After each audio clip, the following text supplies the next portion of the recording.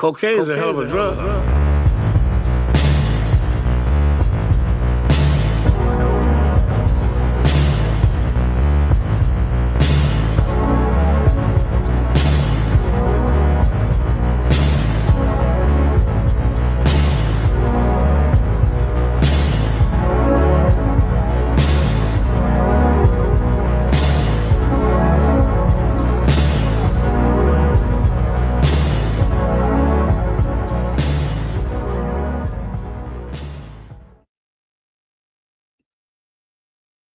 What's up, everybody? Happy Thursday. It's June 12th. I'm coming to you live from Palm Beach County, Florida, here in the Dancing Elephant Bookstore, Florida's #1 metaphysical book and crystal store. And boy, do we have a spicy, spicy jalapeno habanero show for you tonight. Okay. We're continuing our Thursday movie theater. Thursday theater. That's what we should have said. Movie series. Decoding Florida movies set or filmed in Florida.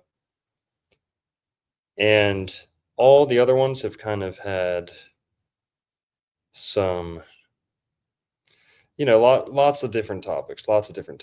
This one is pure espionage, James Bond type stuff. Zionism. It's like, let's just say this. It's like the real life Zohan. Not real life, but the non-comedy version of the Zohan, but also based on real life. So semi-historical. Tonight we're talking about Black Sunday, a movie from 1977, banned in a couple countries, apparently, for a period of time due to political, racial, cultural tensions, This movie is all about Israeli Mossad agents, counterterrorism agents operating in Florida. Most of the movie takes place in Florida, in South Florida, around Miami. And that's pretty much a brief overview, but you can see in the title there's Mossad, Palestinian, terrorist affiliated organizations. But then a big part of this movie has to do with airships, blimps, dirigibles, right?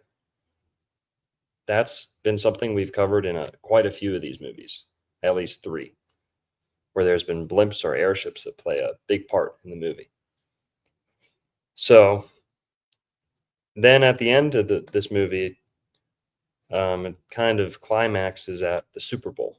So we're going to talk about the Super Bowl a little bit and how much kind of Israeli intelligence goes into football games and entertainment, things like that, because there are some interesting choices made at the end of this movie.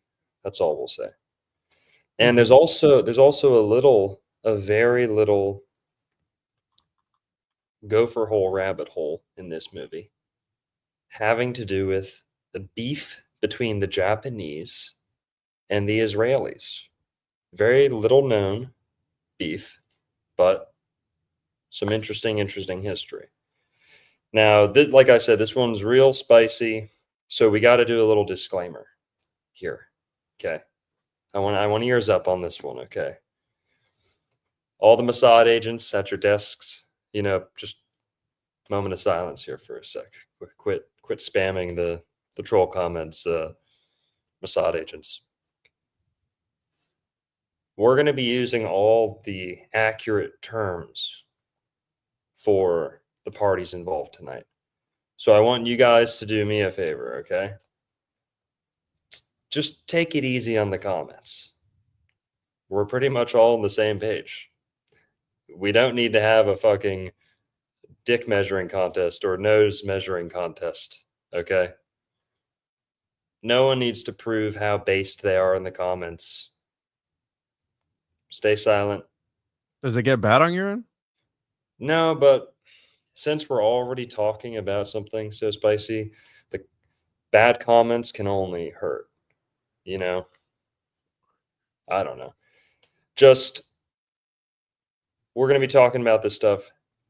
Please don't feel the need to prove how based you are and prove how much you know about who really owns the world. And we get it. We get it.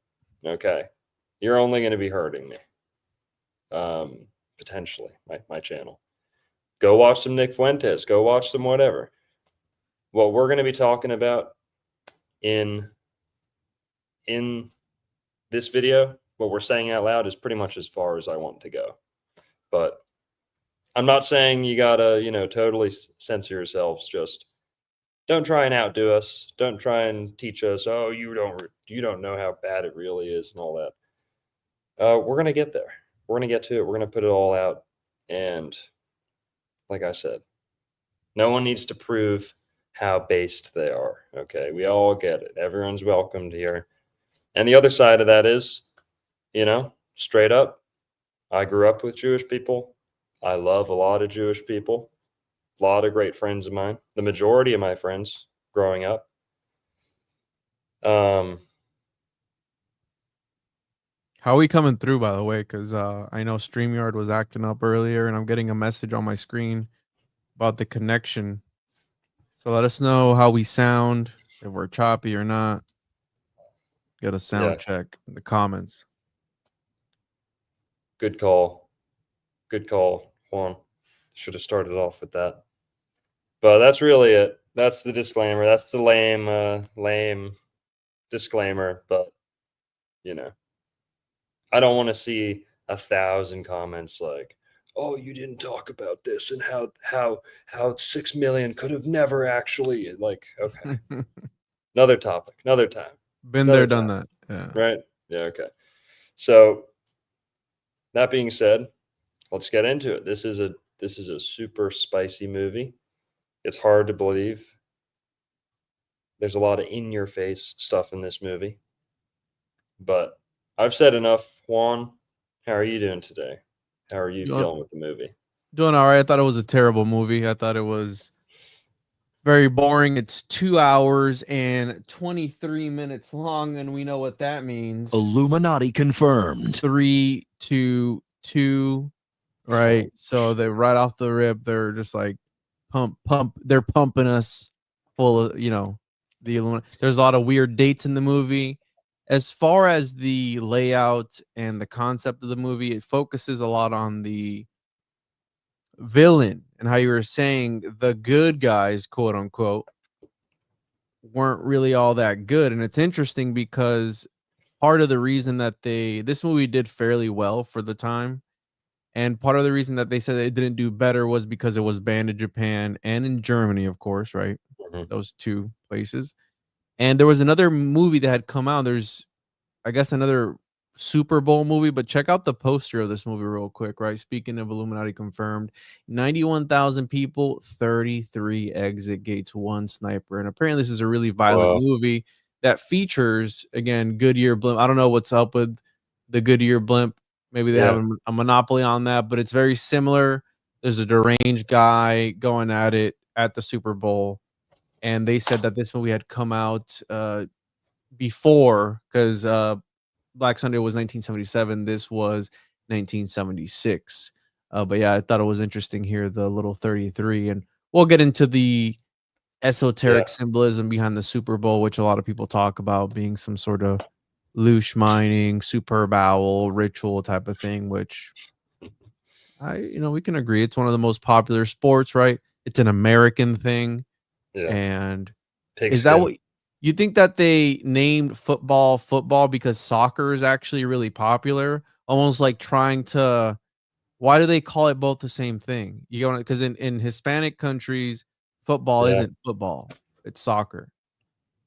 Dude, I don't know. I really don't know that. I just know that, you do kick a football, and the way they used to play like 100 years ago, I think you used to kick it a lot more. And they call rugby football too.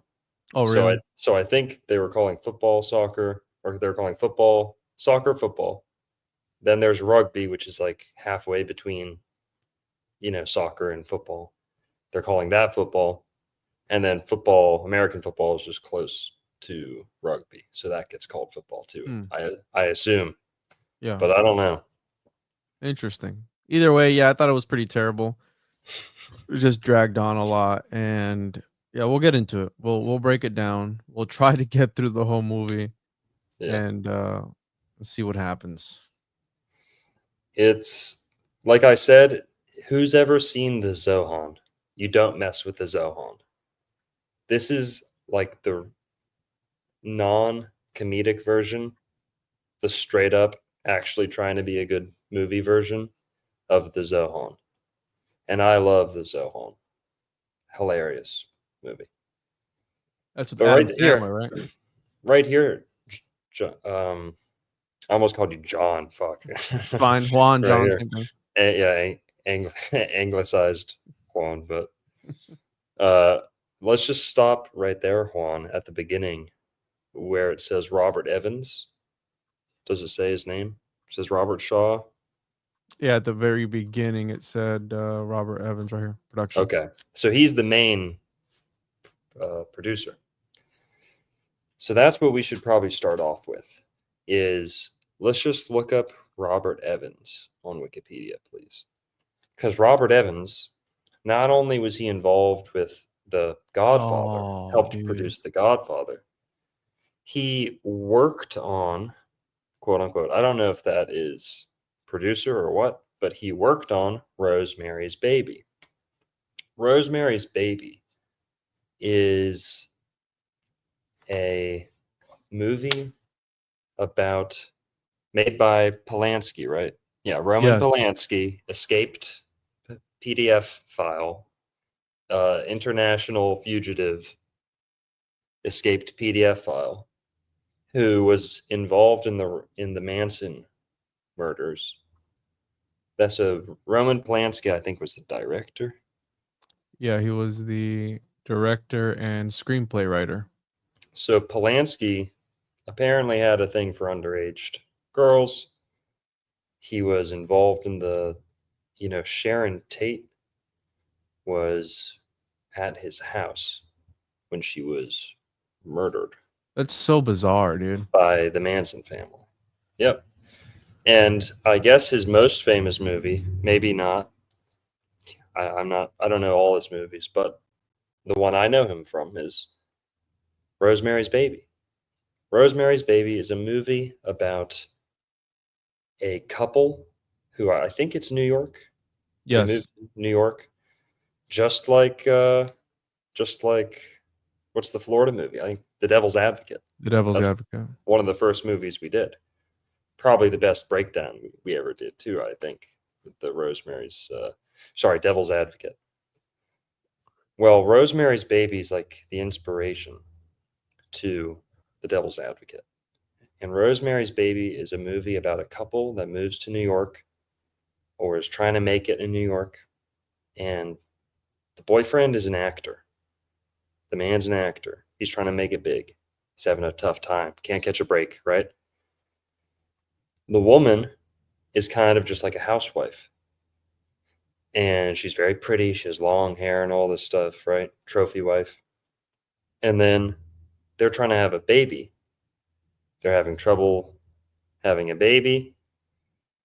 The husband gets caught up in some nasty stuff. And essentially, he like sells his soul or joins the Illuminati or some satanic cult. And then she conceives, she unknowingly is impregnated with the Antichrist. And their goal is to bring the Antichrist out of her womb against her will.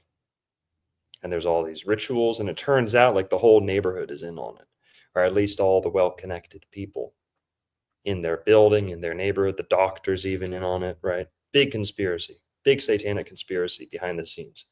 But this is Hollywood, of course. This is just fiction. I mean, this is just big Hollywood fiction. You know, that stuff never happens. But that's what Roman Polanski was. Metafiction. Yeah. That's what Roman Polanski was into. And it's not a terrible movie. It's genuinely terrifying. And Yeah, it also kind of has to do with Moonchild. You know, the Aleister Crowley book prophecy. Flight of the Right. Navigator. He's impregnated with like some alien parasite information, and it's got to be like a small boy, you know, Moonchild, Star Child type of thing.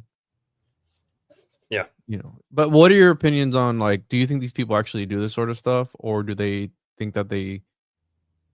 Do you think they Um, actually practice? Because that's a lot of like QAnon. have That's you top, heard? cream of the crop conspiracy. Have you heard that Jeffrey Epstein, who we're also going to get to later, have you heard that Jeffrey Epstein was apparently trying to create a Moonchild? Yes, I wrote all about it in one of my essays about homunculus. There you go. The homunculus, the Moonchild, you know, this is all in the same vein. It's real, very real to some people.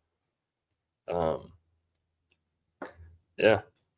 Now we can't dwell on Rosemary's Baby too long, but Robert Evans produced Rosemary's Baby, just like Harvey Weinstein is a producer. You know, the director needs a lot of money to get these ideas out there made. That's where the producer comes in. Sometimes the producer has a big artistic or influence on what's in it. Inspiration from real life. Yeah. Yeah. So Polanski. Yeah. So that's Robert Evans.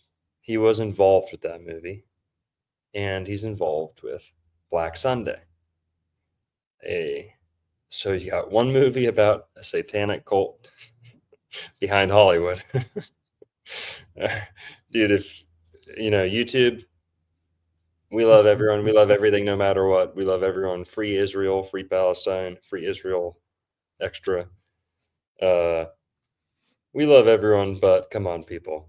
You've got one movie about a satanic cult in controlling like Hollywood or the actors, getting jobs, trying to create a antichrist baby.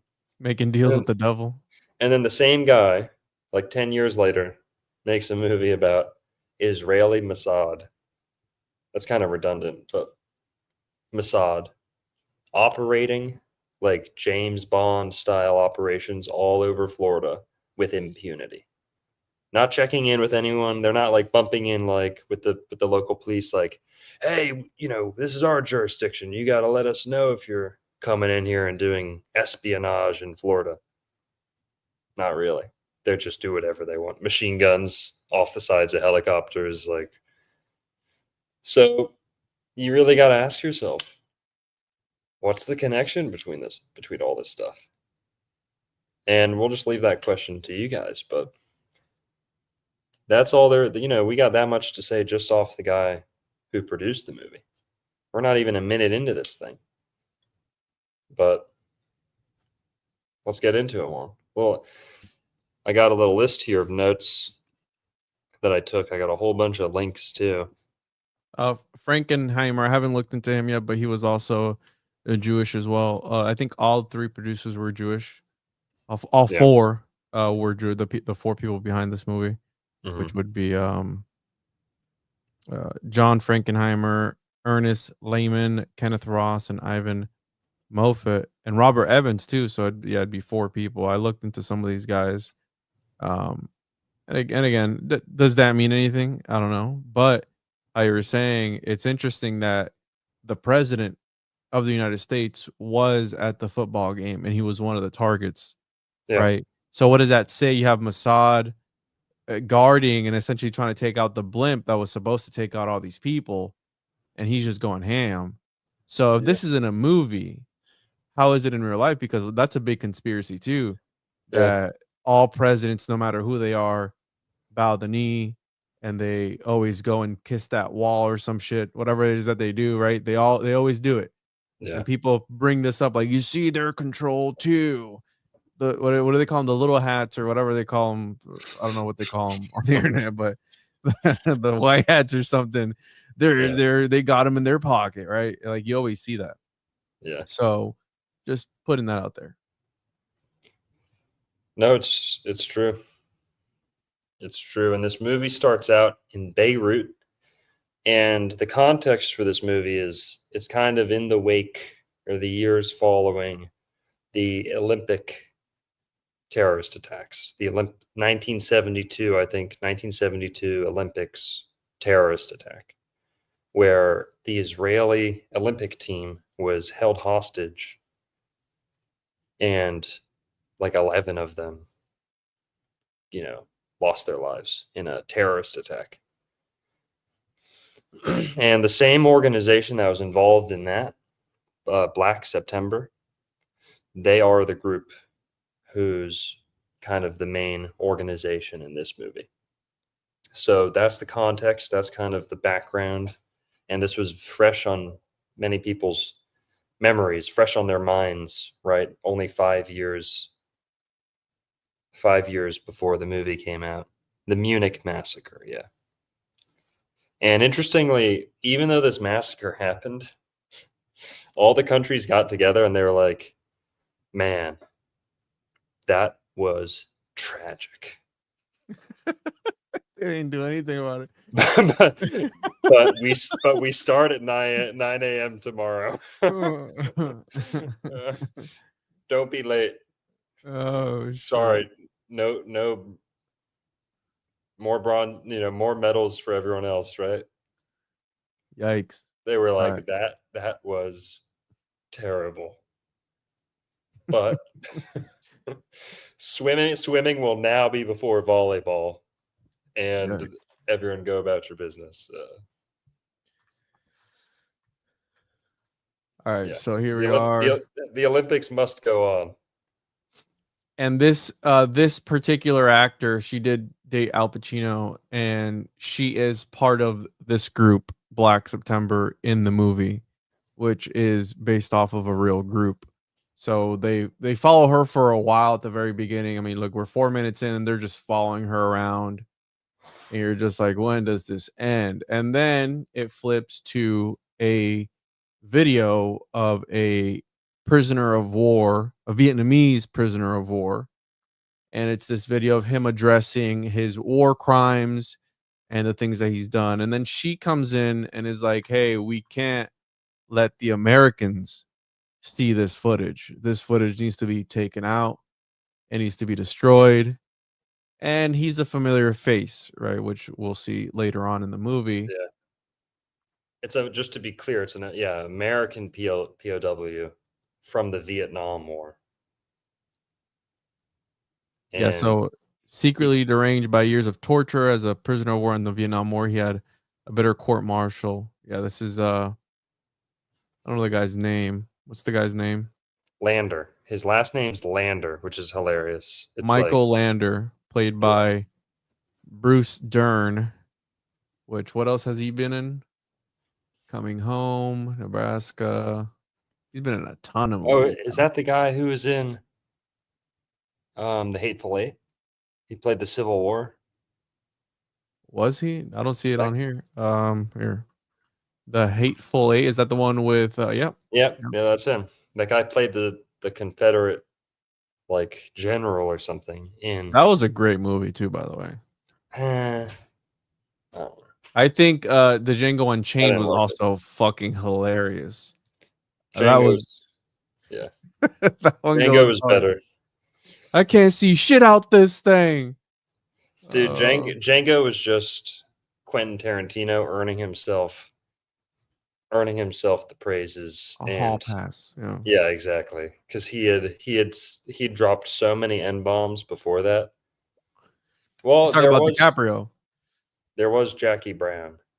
Well, just in his other movies, there's needless N-bomb usage. Yeah, I agree. And he says it's an Italian thing, or oh, if you hear real Italian people talk like that in real life, they say the N-word all the time. He's like, that's just how it is, And then he made Jackie Brown, which was a super black movie, but it wasn't as congratulatory or triumphant for the blacks. He was also in Small Soldiers. I grew up watching this movie. Ever seen this movie, bro? No. He's the Burbs. I don't know who that is. The Burbs, Small Soldiers, and the Hellhole. All right. Anyways, yes, we see this guy. and he's talking about his war crimes. And I think he's apologizing, isn't he? He's like, "I'm sorry for what I've done." Yeah. Blah blah blah. She comes in, and they're kind of looking at this thing, and Well, she's like an agent. They see him, and it doesn't really explain it too much. Keep I'm going. a, Keep skipping. I'm gonna be honest. I was confused for probably 98% of this movie, Okay. so you're gonna have to bear with me. Yeah, they don't explain too much, and at the end of the movie just ends Yeah. super abruptly. And there's a sequence at the end of the movie that is the most poorly edited Oh my god. sequence, like when the blimp actually attacks the Super Bowl. I thought it was Dude, never gonna end. they change scenes like boom, boom, boom, boom, boom, boom, boom, boom, boom, scene, different person, different person, different person.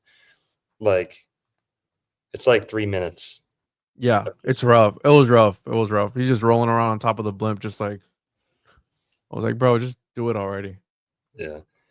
But at the beginning of this, we meet we meet again.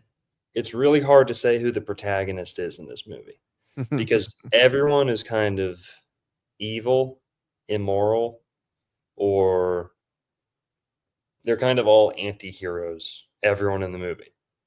So there's no one good guy, there's no one bad guy. Now, from the zooming out on the whole movie, it is written to be kind of pro-Israel, anti-Palestine, anti not Islam, but anti, jihad, anti-terrorism. That's the big picture. But as far as the characters go, and that's another thing, maybe they're trying to make the Israeli characters be as good as they can. That's But that, badass too. yeah, maybe they're trying to make them as cool and nice as they can, and they just come off like total pieces of shit. But it's really hard to tell who the good guy is in this movie. But there's counter terrorists, and then there's so-called terrorists who are plotting an attack in Florida. But so far in the movie, what we just saw is POW footage of this guy. And it doesn't really explain it in the movie, but it jumps to the next scene. And she, who was one of those agents in the room watching the footage, is now dating that guy and like married to him. But we don't see that until another sequence. There's a sequence before that where she's with this other guy. So let's just keep skipping ahead. But You think that was on purpose because they did brainwash him? Like it was part of the whole thing. yeah, Because she's the one that convinced him to, yeah, no pun intended, pull the trigger on the whole operation. So it might have been a setup from the very beginning, which is kind of messed up. But it we was. have Yeah. here all agents pulling up, the super soldiers pulling up here, and that's when we get our first look at one of the main guys that could have honestly stopped the whole thing if he would have taken her out since the beginning, right? But he kind of spared her. But the Yeah. entire movie could have probably been prevented if this guy would have, I guess, done his job how he was supposed to, but he didn't. So And this agent, what's the agent's name again? Kabakov. David Kabakov. Okay, so Major David Cavalcante. Yep. Agent Kabakov is like the Zohan. He's like a Israeli super spy. Dude, just wait till you hear his nickname, guys. When you hear his nickname, you're gonna cream your pants, okay? You're gonna have to refresh your computers. You're not gonna believe it when you hear his nickname. But so they're setting up to like raid this terrorist cell. And keep skipping along, Juan, please.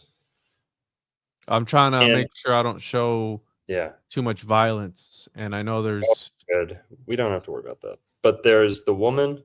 Oh yeah, watch out for her. I don't think she shows her tits. Yeah. So there's a terrorist cell, and what you notice at the beginning is that there's a lot of Asian faces, or a couple Asian faces. So it's an international group. It's probably Vietnam, no? No, they're Japanese. maybe one Chinese guy, but these are all representatives of groups with, national affiliations who are very anti-Israel. So these are groups or representatives of groups who are looking to support the PFL, I forget what it's called, but Palestinian, or PLF, the Palestinian Liberation Front or Liberation Organization, something like that. And that's how they get all this support. People think of Gaza and Palestine and Israel. Yeah, the PLO. Thank you. Thank you, Alex. PLO. So this is a real thing. People think Israel Palestine is, a lot of young people think this is just a recent conflict, and it's a ancient conflict, but it's in the context of this movie, we've got to remember this kind of countries have been sympathizing with Palestine for a long time. And in fact, we're kind of at a point where not many countries are supporting them. In the 70s, Palestine had a pretty decent amount of international support, like guns and money coming in by the millions from different countries. And that's largely how they were able to kind of stay afloat, keep themselves strong and defended. And I'm not an expert on this, but I've seen documentaries. I've seen, I grew up watching stuff about Carlos the Jackal, which is another movie related to this. Famous pro-Palestinian assassin, mercenary, who was kind of like a hero. He was like the Che Guevara for a lot of people in like the 70s and 80s. And he was assassinating pro-Israeli or, Israeli officials, diplomats and all this stuff. And he was celebrated as a hero. Now, I don't know if I support that whatsoever, but that's the reality. You had celebrity figures like that who committed attacks in support of Palestine. And yeah, that's a good movie or a good miniseries, about Carlos the Jackal. And So I skipped all the scenes. He spares her because he finds her naked in the shower. And I skipped all the scenes of them blowing up the house and trying to eliminate this group that was gathered there. So yeah, this terrorist cell is meeting, and there's all these different characters from different countries. And the woman is there. So the female protagonist, she's kind of an antagonist maybe, but the female main character, whose German family, Israeli born, so she was born in German occupied Israel, which is another chapter of history not many people know about. Did you know that before Israel was started, Germany was trying to send as many Jews as they could to Israel? They were buying land for them. That's true. That's true. We'll I have don't to tell look you it that up. in the history books. Why is that? No, yeah. Especially Haifa. Haifa was like a German sponsored Jewish neighborhood in Israel. Yeah. And I don't know too much about that either, but there's a whole lot out there on the internet about that. And that's her background, is why does she have a German accent? Is because she is German, born in Israel, and her German parents were killed by Israeli soldiers or Israeli agents when Israel came in and took over, or the Jews came over and took over Israel.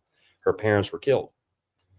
Now, that was the fate for a lot of people in Israel, not just German internationals, but if you were on their bad side in Israel, if you didn't have protection from some outside government, a lot of those people just got massacred when Israel became what it is today.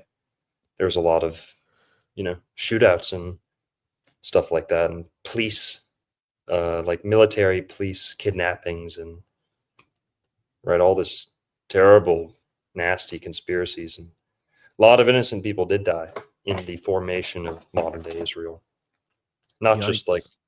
normal fighting. So that's why this lady is so anti-Israel in the movie. Now, this agent just led this attack on the terrorist cell, and the main character, the female, what's her name again? The main character female name is Idal. Dalia Iyad. Yeah, who is it? Dalia Iyad. Dalia Iyad. Iyad. Dalia Iyad. So Dalia, she's a hoe in the movie. Okay, she's a spy whore. And at the beginning of the movie, she's banging some other guy who's like Arabic or seemingly Arabic. And she gets up to go to the shower, and this attack happens, this raid happens. And her boyfriend, like the guy she really likes or something, or I don't know if she just sleeps her way through the whole terrorist cell. I don't know if that's how she got in or what. But, Mossad busts in. They do the raid on the house while she's in the shower with all these silenced machine guns. They shoot all the people except for her. And the main character, Mossad agent, Agent Kabakov, he spares her life because he doesn't realize she's like a mastermind. He thinks she's just one of the girlfriends in the shower, and he's like, "Whoa, she's beautiful. She's innocent. I'm the only one who saw her. I'm just going to close the door, and we killed everyone else, so not a big deal." Well, it turns out after the mission, they hear her on the radio.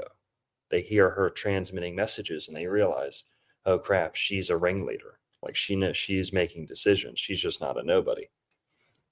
And the agent is kind of starting to. Part of the movie is that this agent, who's a stone cold killer, he's been hunting down Nazis and terrorists for 30 years, we find out in the movie. He's starting to grow a conscience. So after, like American vets, it's like, 4 years in the army, they have like a lifelong of like nightmares and night sweats and terrors. Like after, this guy's been taking care of women, children, seemingly innocent. They make him out to be a stone cold, merciless killer. But he spares his first person, and they kind of make you seem like, oh, he would have taken the shot like before, but on this instance, because she was so beautiful, he didn't, and he considered her humanity for the He first was a time. good guy. Exactly. So for the first time, he's like feeling like Sympathy and he's like, what is this? What is this feeling? It's like yeah. they don't have these feelings in Israel, or so. I'm just teasing, but it's a funny angle that they're kind of taking in the movie, is this stone cold killer is just like starting to feel a conscience after like 30 full years of doing it, like nothing changing. Now he feels like starting to feel something about it. But he also looks a little bit like Netanyahu, young Netanyahu. And Netanyahu, the prime minister of Israel, was in Mossad. He was a spy. And Netanyahu's father was like the lead anthropologist and like Jewish historian who wrote the narrative justifying their settlement of Israel. He kind of does look like him, bro. What the fuck? Yeah. So, okay. So the agent spares her life. Let's keep moving along. The next scene is the superb owl. They show No, Los Angeles. it's just another Just an earlier game. Yeah, an earlier game. Yeah. Now this is November 14th, so we're on a lot of 11/11 dates here. It's November, so it's 1114 77. I guess it's 1977. And then the Super Bowl at the end is, or I forget the date. But okay. We're in the airship here. We're in the airship for the first time, and we meet the pilot of the airship. Now, as I've said on a couple other shows, Florida is like the airship capital of America. Florida had the most airship bases at one point. They're one of the friendliest states for airship riding, and one of the few places in America you can still see functioning airships. And the Goodyear blimp, mostly. But it's not just the Goodyear blimp. So the Goodyear blimp's a big like Florida staple, South Florida staple. But we've also talked about people like, oh, well, we won't bring them up yet. What does Israel have to do with blimps? That's a crazy connection, right? Seemingly nothing, right? Why are there blimps in Scarface? Another very Jew-coded movie. And these are movies made by Jews, about Jews, so we're not taking stabs in the dark here. We're not, pointing at any one group of people any more than they need to. These are movies made by Jews, about Jews. We're just talking about it. Why is that though? If they do control the media and all that stuff, is it the old world Florida reach around? Maybe that's exactly what we're not trying to say, Juan. That sentence. Oh, right I'm curious, dude. That does. Oh shit! Good point. Why is Alex Stein always saying "pimp on a blimp"? Ooh. Great point. Full of hot air. We got jokes tonight. Yeah, Brazil controls the media. Well, that's what we're. Okay, so it turns out that blimps, all this Tartaria, old world technology stuff. Florida was front and center for the whole airship. The age of airships, right? Like 1890s to the 1920s, when airships were really, really big, popular. And then Florida was also front and center for the decommissioning and kind of almost demonization of airships, right? I think movies like this help to demonize or terrorize people about airships. Like, why would I get in an airship? Number one, they're already sketchy and I don't know anything about them. And the only time I see them in movies, it's like Scarface, throwing drugs, people's and bodies out of them because there's too much weight. Like, I thought it was like, damn, just a couple of dudes and it's too much weight for this freaking air blimp. Like, you do make a good point where they're trying to paint it in a bad light to not, because they're used for attacks on people, right? So it does make sense. Yeah. And here, I want to share my screen here.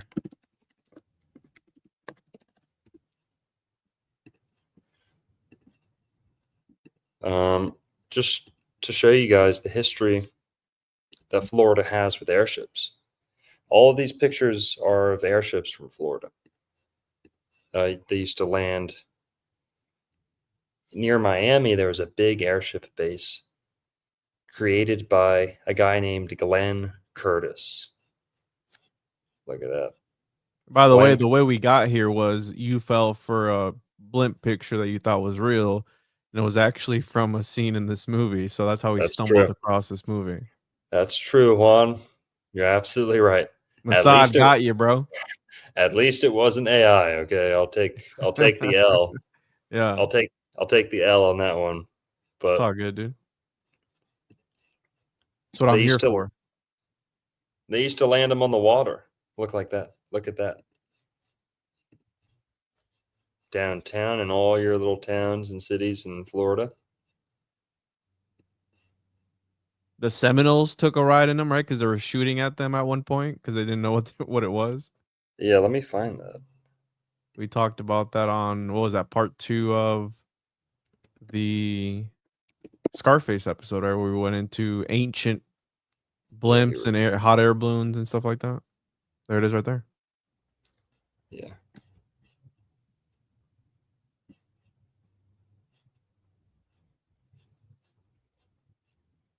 You're trying to open up the... That's a picture, I think. Yeah. We have 539 in the chat. If you're just joining us, we're talking about Black Sunday 1977 and trying to decode it. It's a very interesting movie because it follows questionable characters that you can't really tell who's the good guy, who's the bad guy. Was it pushing an agenda at the time? Perhaps, right, following this Munich massacre, fresh on Yeah. people's minds. And there was a movie before that, 1976, which was about a Super Bowl deranged sniper who was taking people out. So, Yeah. interesting movies. Well, we might just kind of have to, we might have to breeze through the movie. I've got a list here. What's up on screen is, like Juan was saying, the Seminole Indians of Florida got a chance to take a ride in a blimp because in 1929, they got caught shooting blimps. They were shooting the blimps when they'd go over because they kept landing like in Miami, close to where the Seminoles were living. And they were just shooting them. They like really didn't know what they were, or they were just fucking around, like being bros or whatever. But the government or someone found out it was them and went and had a meeting with them and said, listen, guys, there's people on here. You can't just be shooting at these. You're going to hurt someone. You're going to crash the thing. Let's take you on a ride so you understand what it is and understand you wouldn't want to be shot at if you were in this, right? I mean, So they brought, were when they got taken over. They were just paying it forward, bro. yeah. You know? So this is the Seminole Indians getting a ride in the Goodyear blimp, 1929. Damn. And they're like in 1929, they're largely living outside, barefoot, still in like their little chicky huts and stuff. They're full blown wild, other than the guns and the hunting and stuff. So must have been a crazy sight to see the Seminole Indians going in there. Now, what else about? And if you're a Tartaria guy, have a field day with this. The Seminole Indians actually invented blimps, and that's their way of transportation, and we stole it from them, and whatever. Maybe They something think that? to that. I'm sure someone's going to say that, but the Tartaria thing with the blimps is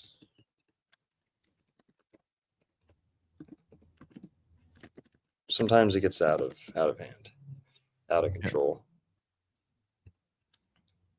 But yeah, the whole Tartaria airship thing. There's a lot of stuff. There's a lot of truth to it. They used to land up in like the Empire State Building and all that shit. That's true. There was a cover up. There was an attempt to get rid of airships. Why? Because they were clean. Mm-hmm. They're largely clean, at least at first, kind of. By the end, they were just gasoline propelled. So they went out of style because they're loud, smoky, ugly, at least by the end. No, In the the first beginning, ones ran on free energy, bro. That's what the pointy things apparently, on yeah, the buildings are for that's what they say. zapping, Yeah. And it's like a balloon. You take a balloon and you rub the friction on your arm. You see all that. Blimps work a little bit like that. They're pulling this I don't know what type of energy, electricity out of the air. Aether. Aether. And in Florida, they're doing this right now. Have you seen the fake search man-made lightning, Florida? There's so many rabbit holes with the airship thing, but let's while Juan's looking at that, Glenn Curtis. Okay, we're gonna learn about Glenn Curtis real quick. We've already talked about him a couple times. Glenn Curtis was an inventor, allegedly. Okay. What he's really famous for is breaking a bunch of land speed records on motorcycles. In Florida, that happened in Florida too, up near Daytona and Ormond Beach. And then he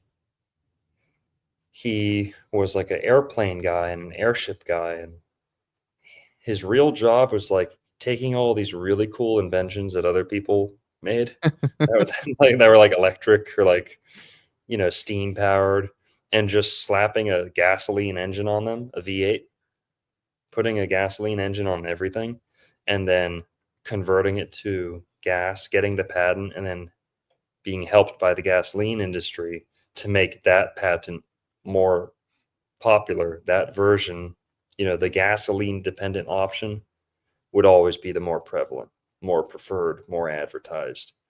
And that's Glenn Curtis's legacy. Now, he was a very interesting guy. He did stuff that, Juan and I will never achieve, right? Going like 150 miles an hour on He a holds a motorcycle. couple land speed records, or did, right? Yeah, that's For his cool stuff. time. That's cool stuff. That's badass. But you know what else it tells me? He was a little bit of a thrill seeker, a little bit of a gambler. He'd gamble with his life, right? He'd gamble with these big ideas, and he liked the danger. And I think that can sometimes be the perfect ingredients for like a hustler or a scammer, a charlatan. Mm-hmm. And that's kind of what Glenn Curtis would turn into. People don't know about him too much now because he was kind of disgraced towards the end of his life, but he is always, consistently remembered as one of the most influential Americans of all time, because he helped invent cameras with Kodak before it became Kodak. Wow. He helped make he helped turn bicycles into motorcycles. He helped turn like airplanes into real powered machines, all this stuff. He helped it work on airboats and like a hovercraft type thing, and airships. Big part of it was airships. And he opened or helped popularize an airship base near Miami. And when he got in bed with the Smithsonian, like we've talked about a couple times, he got disgraced because he got caught conspiring with the head of the Smithsonian. The head of the Smithsonian, to rob the Wright brothers, to usurp the Wright brothers and steal their patent, and to give a patent, to give like the gold medal, the first official blank to their friend. And Glenn Curtis helped them fake this, helped them not sabotage, but like the other way around. They added parts to an airplane that was already finished to make it look like it beat the Wright brothers, to make it look like it flew before their plane, when actually Glenn Curtis put those additions on after the fact. Yeah. Right? They put it on display too and they had to take it down. So the Smithsonian was helping, kind of their idea, the leader of the Smithsonian. And this is kind of the Smithsonian's first major scandal that they got caught in. Now, there was the whole giant bones getting hidden, but that never really got admitted too much. You can find some stuff out there admitting it, but this was a scandal that kind of blew up in their face. And the Wright brothers ended up getting their day in court, and they won. They got their stuff back. So we remember the Wright brothers. We don't remember this guy too much. But eventually Curtis and Wright, their families or their businesses would come together and make Curtis Wright corporation or whatever. Curtis Wright Airplane Company or whatever.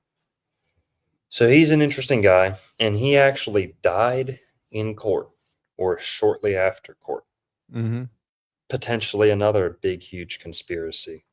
Due in court, part of this I think I might be getting this wrong. He either died in court suddenly of like appendicitis. I believe it was right after, shortly after, because I think I read it last time we were talking about this. So he's in the middle of a court case or something. Court case, not in It's court. in his Wikipedia if you want to scroll down. So it's And also, right, part of South Florida wouldn't be what it is if it wasn't for this guy too. yeah.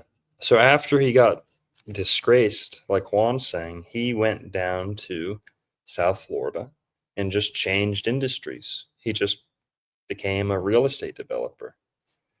And it's interesting. The 3 cities that he made or developed are Opa-locka, Miami Springs, and Hialeah. And Hialeah has a Seminole Indian name. And Glenn Curtis used to go golfing with, look, he was Times Man of the Year or something, or on the cover. On the cover. 1924. On the cover, at least.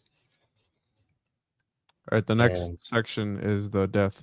There we go. Right there. Traveling to Rochester. Oh, so he was on his.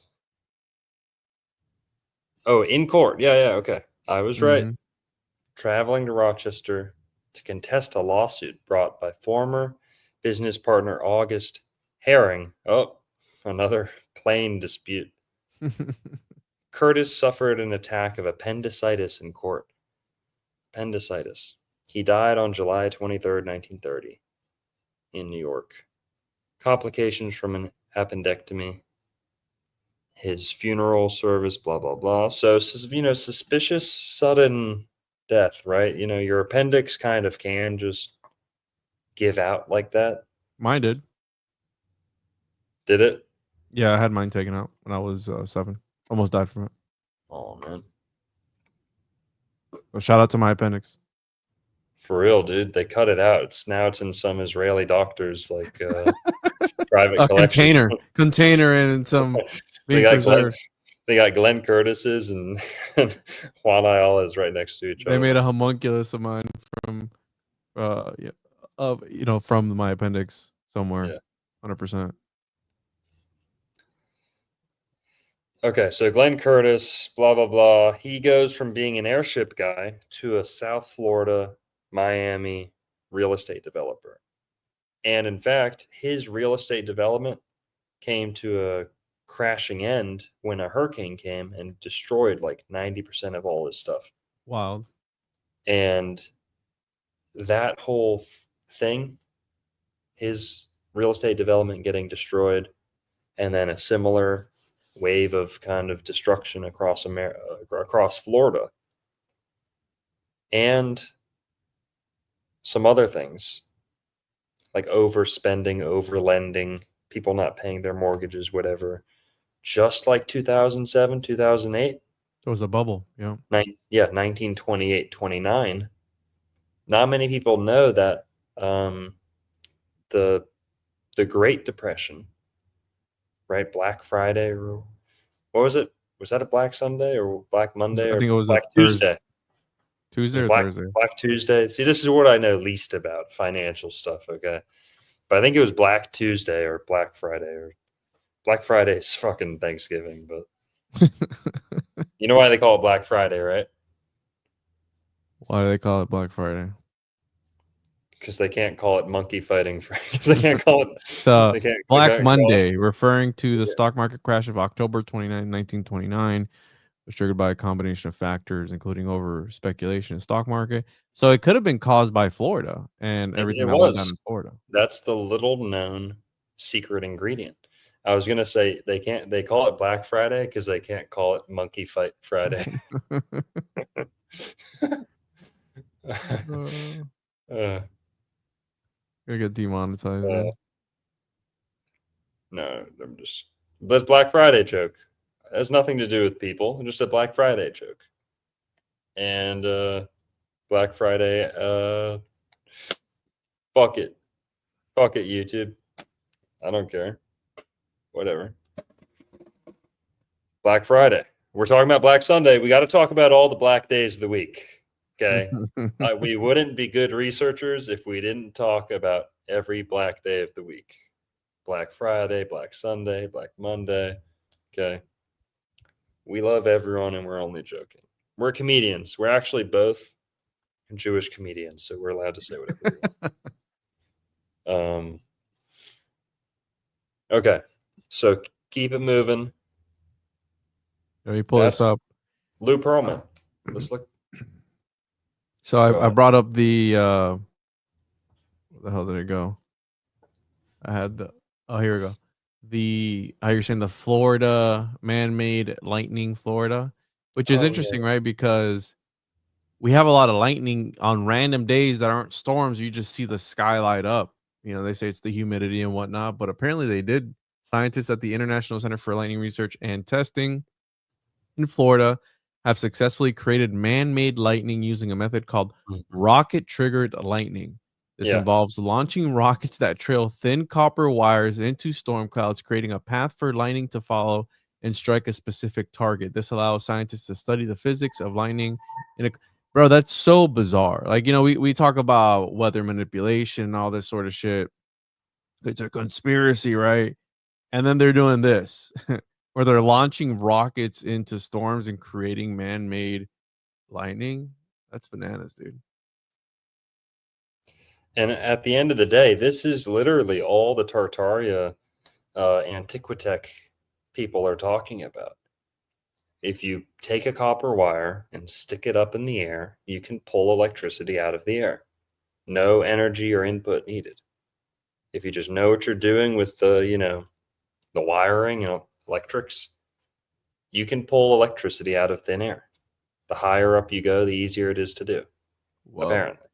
You ever seen people at the top of mountains or buildings where they stick their fingers out and they get like lightning bolts sticking off their fingers? Never seen that. Never seen that? Probably another Sure. picture you fell for, dude. No, it's a real thing. Look how crazy this looks, bro. Yeah, and that's probably what the blimps are kind of tapping into when they go up to the top of a building like that and dock, connect. Something like this is going on. You know, this isn't crazy, ridiculous conspiracy theories. See, there's something to this. And I'm no Antiquitech expert. I'm no John Levy. Okay. We all know the blimps just took people wherever they wanted to go. Sometimes I don't know where I want to go because I don't know. We didn't build any of that, clearly. He was the one that fell for AI pictures too, right? The penguins. Look at that statue. It's like a penguin. Speaking of Israeli Mossad agents, someone should go give a checkup to John Levi. Is he MIA or CIA? Or yeah, he's not MIA. He's CIA. John Levi from the that was tribe. your boy, bro. No, but he's actually calling in right now. He's got something to say. Well, I just went and took my dog out for a walk and made myself some coffee, and I was just thinking about how we humans never made anything good. How your ancestors were worthless. We're all just ants waiting for the next reset. And sometimes that's okay. Well, your ancestors aren't shit. You didn't build anything. Yeah. I'm not Israeli. My name's Levy, not Levi. Can you do the rest of the show like that, dude? It's kind of soothing. Yeah, you see how people get sucked into his videos. ASMR is mind control. I mean, that's what it is. It has nothing to do with the content. He's literally just neuro-linguistically programming you. I'm going to expose this guy into oblivion. Okay. And you know what? Some of my most popular videos are the one where I'm like most like trying to be quiet, kind of, or like, just there is something to that. The hypnotic, if you kind of pull people's energy. I've tried it before. I've done it. I've done it on a couple of the produced, well, like one or two produced things. I've tried it because Donut tells me to do it too. He's like, if you do the secret voice, people will, it's like it's a whole thing about that. And I think it's Yeah, because again, the ASMR stuff, it I, taps into something and it's soothing, right? So you sit yeah, here and it locks you in, bro. A good yeah. narrator locks you in. It's true. I try and be more spooky. I don't think he's spooky at all. I think he's just energy vampire. He's literally sucking your energy out of the screen. It happens. John Levi. Look at that. Look at that. Look at the penguin. Oh, look at that. Look- We could never build that. He's like, it's like a picture of like a Home Depot shed. He's like, to think the previous civilization just left this here is clearly proof of a. Sorry, that wasn't me. That was John Levy. Obvious. He's looking at like an old blockbuster. Clear proof of Tartaria. I mean, what more do you need to see? All right, that's it. That's it. That's it. Enough of that. Are we gonna get to this movie, bro? We're an hour in right now, dude, and Yeah, we're only keep going. 17 minutes into this fucking We'll movie. we'll keep skipping. Don't wait. He's let everyone let everyone see it. That's a perfect pace. Perfect pace. The Goodyear Blimp plays the Goodyear Blimp on its own is like a main character in this movie. And he's a pirate. Yes, a pirate. He's a pilot. He becomes a pirate. A pirate. They, Oh shit. sorry guys, my Japanese accent's coming out a little early on this one because Uh-oh. yeah, we're at Mossad headquarters here. No, the Embassy of Israel. I think this is in the States, United States. Same thing. Hold on. Same Oh, thing. okay. Same thing. So the Mossad agent's getting grilled. He's like, yes, I should have killed the unarmed woman in the shower. I'm sorry. I'm so sorry. I'm so sorry. I disobeyed Mossad guidelines. Always shoot the unarmed. Always shoot the Oh unarmed shit. woman in the shower. But that's literally what that scene's about. And he is basically saying, "Oh, we're gonna catch him. Sorry, I let him go. We're gonna catch him." But that date right there, another significant date, November 17th. Now, did you guys know that that is the QAnon date? That's the number one QAnon date, Is it? What do they say happened? Well, what's November gonna happen? 17th. I don't know, but Is 17, JFK gonna resurrect and lead us to something like promised that. land or what? Yeah. Let me look it up. Because you told me that, and I'm like, So QAnon kind of got started 2017. So there's a 17. And then Trump would always like say drop these 17s and all the the 5D chess that everyone's going crazy about. Yeah, November 17th was like the most prominent QAnon date, and especially the number 17. So this is the boyfriend who is the deranged ex-POW Goodyear Blimp pilot with he's got PTSD out the ass. yeah. Okay, he's sleeping or like can't sleep in his room by himself with a gun. She walks in. You can't tell that there's any love between them because she was just with another guy earlier in the movie. This guy's by himself in America. She escaped that previous attack. She gets back together with him. We find out that she's manipulating him by dating him, by screwing him. And he thinks that's his lover. He thinks that's his love, the love of his life, like they're in love. She has no emotion for him whatsoever. No compassion, no love for him at all. She's just manipulating him, using him to achieve her goals. And as he's pointing a gun to her, she's just taking her clothes off, which was really bizarre. Mm-hmm. And we find out they're together. So that's the second dude in like 10 minutes that she's banged. And here, let me go through my notes. When he gets off the airship earlier in the day, it looks like he has a Bible in his hand. Whether it's like I don't know if it's like the book that they make all their, notes in Manifesto. when they're piloting. But when he gets out of the airship, he hands another guy a book that looks just like the Bible. And that's interesting because in a couple scenes later, we find out their next plan is to use explosives that are being sent to them in figurines shaped like Mother Mary, the Virgin Mary. Mm-hmm.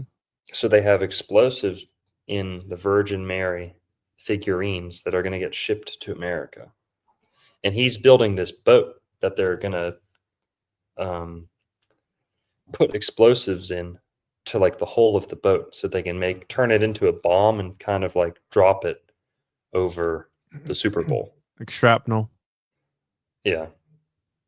And so she's manipulating him, total Mossad agent. Mossad is like the best at that, by the way, if you ever look that up. It's very, very common for Mossad agents to like sleep with people, live with them, become their wives even, and be Mossad agents the whole time. And it's a real thing. So that happens in this movie, and he was in the Navy, I guess. He got caught. He's out now. He's a pilot. And there's only like I think there's only like 30 airship pilots in the whole world right now. There's that few. And he's one of them. 50 years ago or so. Now, he was MK Ultra, it seems, and he talks about having erectile dysfunction before he met her. And so that kind of tells you something. Like his first marriage fell apart because he was a prisoner of war. He got back. He wasn't normal. The wife broke up with him, was cheating on him anyway and stuff. That's a popular thing to say though when people are trying to get their disability, because I know a few people who claim that so that they get their disability from PTSD. No, from the army. Like they just say that they just can't get it up, and they like usually sign really? up. Yeah, bro, because they're making a bunch of money a month, and if you get 100% disability, you get a shitload of money. So Damn. I'll fake ED to get $8,000, $10,000 a month, whatever it is, because they make a lot of money from it. I fake ED all the time. I don't even get paid for it. I'm Exactly, bro. But hey, that's a Florida connection, right? Fountain of Youth. They call me ED Lead Scownin. Okay, dude, I got to make that my name on it. That should be a shirt. ED Lead Scownin. Okay. So whatever, they're talking about the plan. He's trying to get his plan. He's talking about boners and about how he's all normal now. He's like, "Oh yeah, I'm all good now, man. I got this." Well, to be fair, she's not a Mossad agent. She's part of the terrorist group. Yeah, technically she is Israeli, German Israeli, but she's not pro-Israeli. So keep going. Skip a little ahead. Oh, right here, 11/22, which is JFK and 33. So Illuminati confirmed. Yeah, the time frame from this movie, it's like November to New Year's. It's like November to January. And November 22nd is the date that JFK was assassinated. Many, many people believe that to have been done by Mossad. No. Israel. Yeah, people claim that. Is it true he was like gonna cut off funding to them or something like that? Like it was like they were starting to get traction of getting funding and he was gonna cut it off. And so that's why they did that. Apparently JFK was gonna label he was based, bro. I'm just kidding. JFK was based, pretty based in some regards. We saw what happened to him. Yeah, that was what happens to this Japanese guy in a couple scenes. Yeah, So exactly. Maybe that's like a signal sort of thing, right? Poking it fun is. at it, like, hey, you fuck with us, you get the cap back blue peeled back, you know? Yeah. Now, at this point in the movie, there's weapons and resources coming in from Japan. So the Japanese or some Japanese group is aiding the pro-Palestinian terrorists, and that's happened.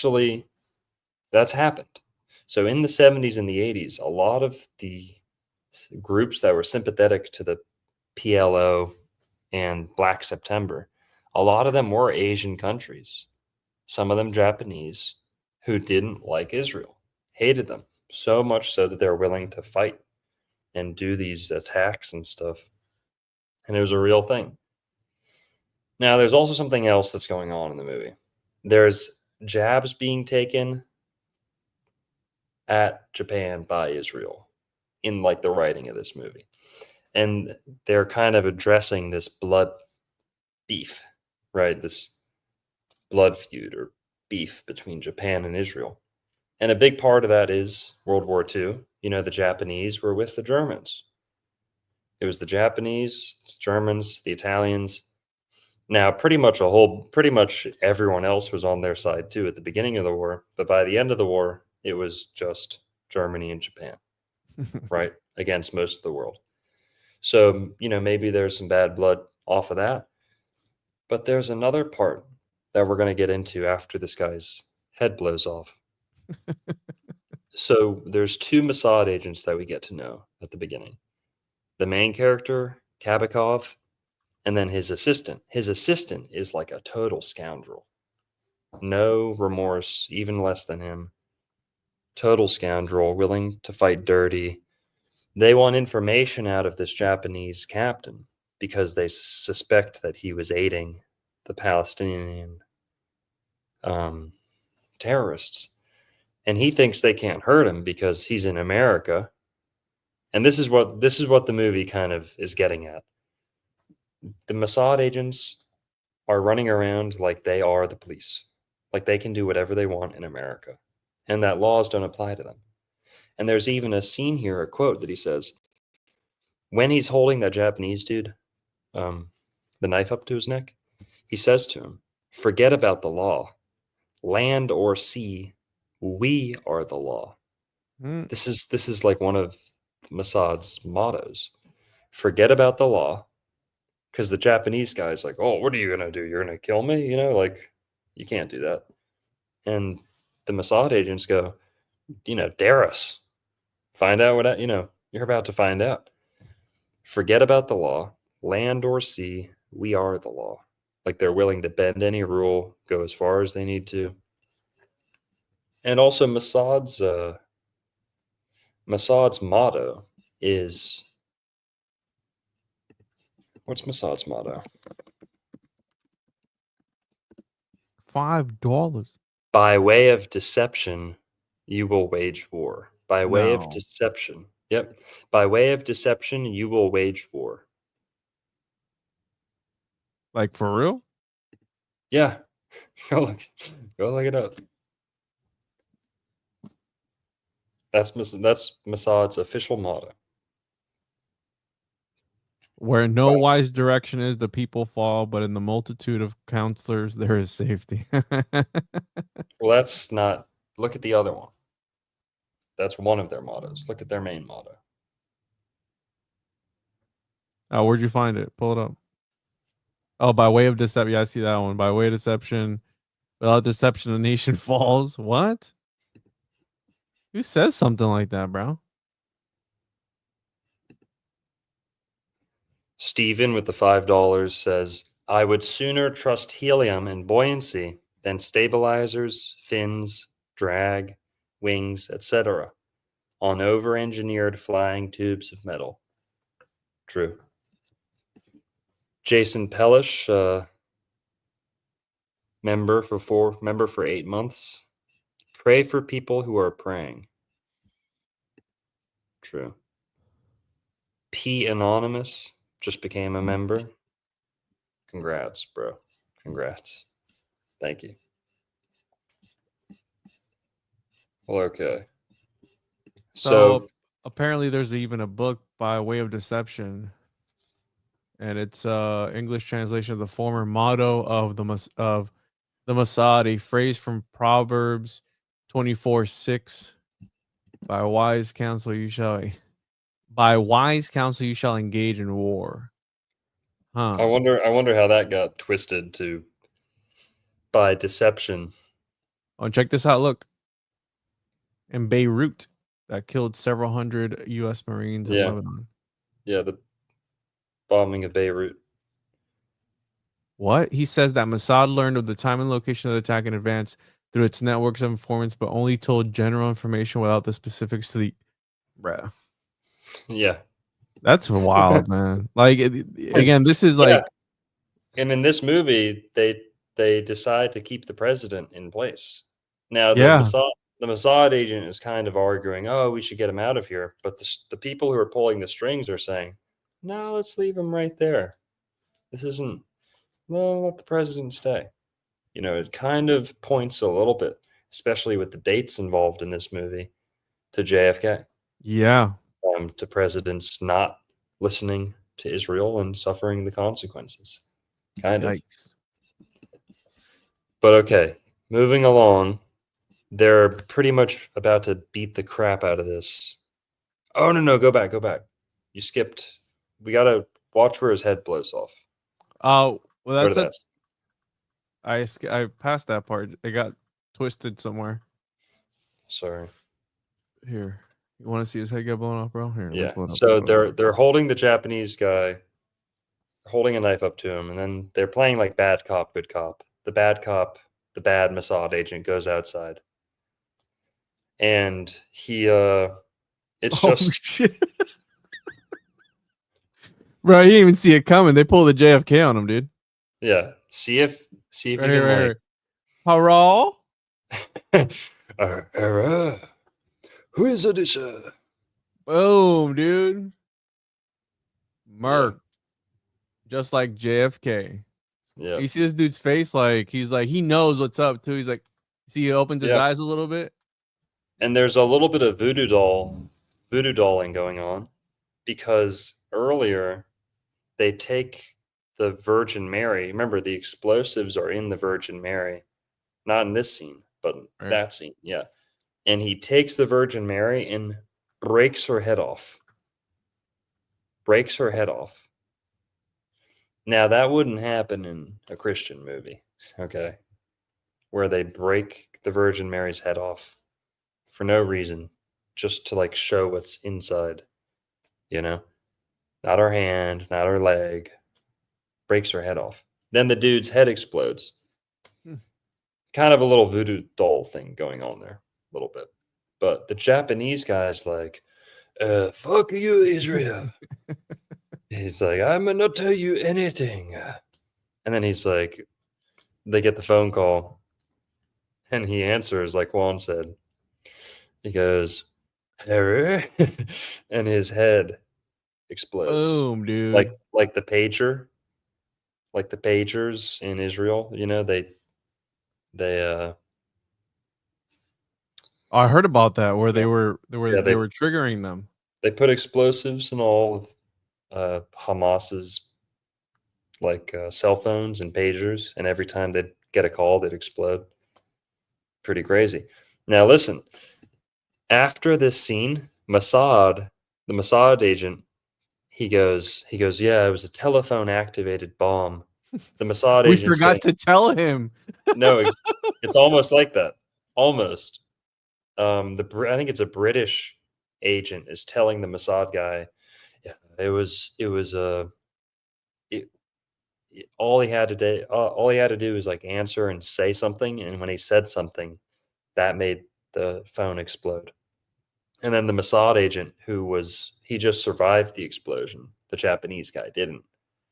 He's in the hospital bed. He's getting told this. He's getting told about the exploding phone trick, and he's like, yeah. He's like, we know about that one. He's like, we use that too. He's like, I should have known. We use that technology as well. Yikes, dude! They forgot to let him know, bro. He got fucked up. So if we keep going along, also he's in a Catholic hospital, which is pretty funny. The nurses are taking good care of him. But let's go to the Japanese part. Since we're going all out on this, since we're just going all out, okay. Pause it, Juan. Let me Hurrah! share something. Yeah, we got to get to All right, this. shit. I've got a cool little connection here that we got to watch. Have you ever heard of the Tengu? Yeah, I think so. You know what the Tengu is? Yeah, I've heard about it. I don't know what it is. Okay, well, we're going to watch a little bit of Japanese TV. Now, this is comedy. We're just reacting. We're trying to explain this movie. But Oh, yes, I have heard about this, and I actually wrote a little bit about this because the Shinto religion believed that climbing mountains gave you superpowers. So they worship mountains, and they thought that scaling mountains would give you different powers, and depending on which peak you conquered, you would get a different set of powers, including shapeshifting and shit like that. mhm. Now, dude, this is a show. So in Japan, What the fuck is this? in Japan, there's like a race of like demons, like mythological I know where race. you're going. Yeah, yeah, yeah. Okay. And they call them the Tengu. Now they claim, or it's alleged, that the Tengu were inspired. They have like long noses. They have like kind of snarled faces. And they wear like little hats, and they always are holding scrolls. Like they have the Torah in their hand and like a little hat, and their symbol is like the Star of David. So Japan did like a TV show, a Japanese TV show on this, where, yeah, it's a series. It's a series that's actually pretty flattering to the Jewish people and to Israel, and kind of exploring the ancient Hebrew influences in Japan. But there's this one part of the documentary that's really, really funny. A little based, pretty spicy, but pretty funny and kind of innocent too. No hatred involved, just like curiosity and speculation. But let's get into it. Hopefully, we won't get flagged too hard on this. We will. It is like Japanese TV or something, but all right. Oh, shout out the channel. All right, this channel is Nocturnal Kawano. This is recorded from TV Tokyo. New Theory, Mysteries of Japan, Similarities of Hebrew and Japanese, Gion Festival, Isaac Festival at Suwa, Tangu, Sumo, Mount Sarugi, the Hata clan, etc. This is a series. The roots of Japan were ancient Israel. Part 4 of 7, and we're going to watch a little bit of part 5 of 7. Someone said 10 Jews. 古代イスラエル人だった。天狗。その姿はヤブシの長族に大きな Hey, don't move us. 翼。 Don't move us. No. 高く光らせた鼻にギョロリとした目。 Where do you want it? Put us back. 手にはうちわと山で修行をした者に与える虎の巻を持 He's つ。 got the Torah in his hand. 日本各地に残る天狗伝説。風を呼び火を鎮め奇跡を起こす山の神として崇められている。だがこの天狗伝説の中に奇妙なユダヤの痕跡を発見した。 Moses, right? Mountain. 我々は京都へ向かった。目指すのは鞍馬寺。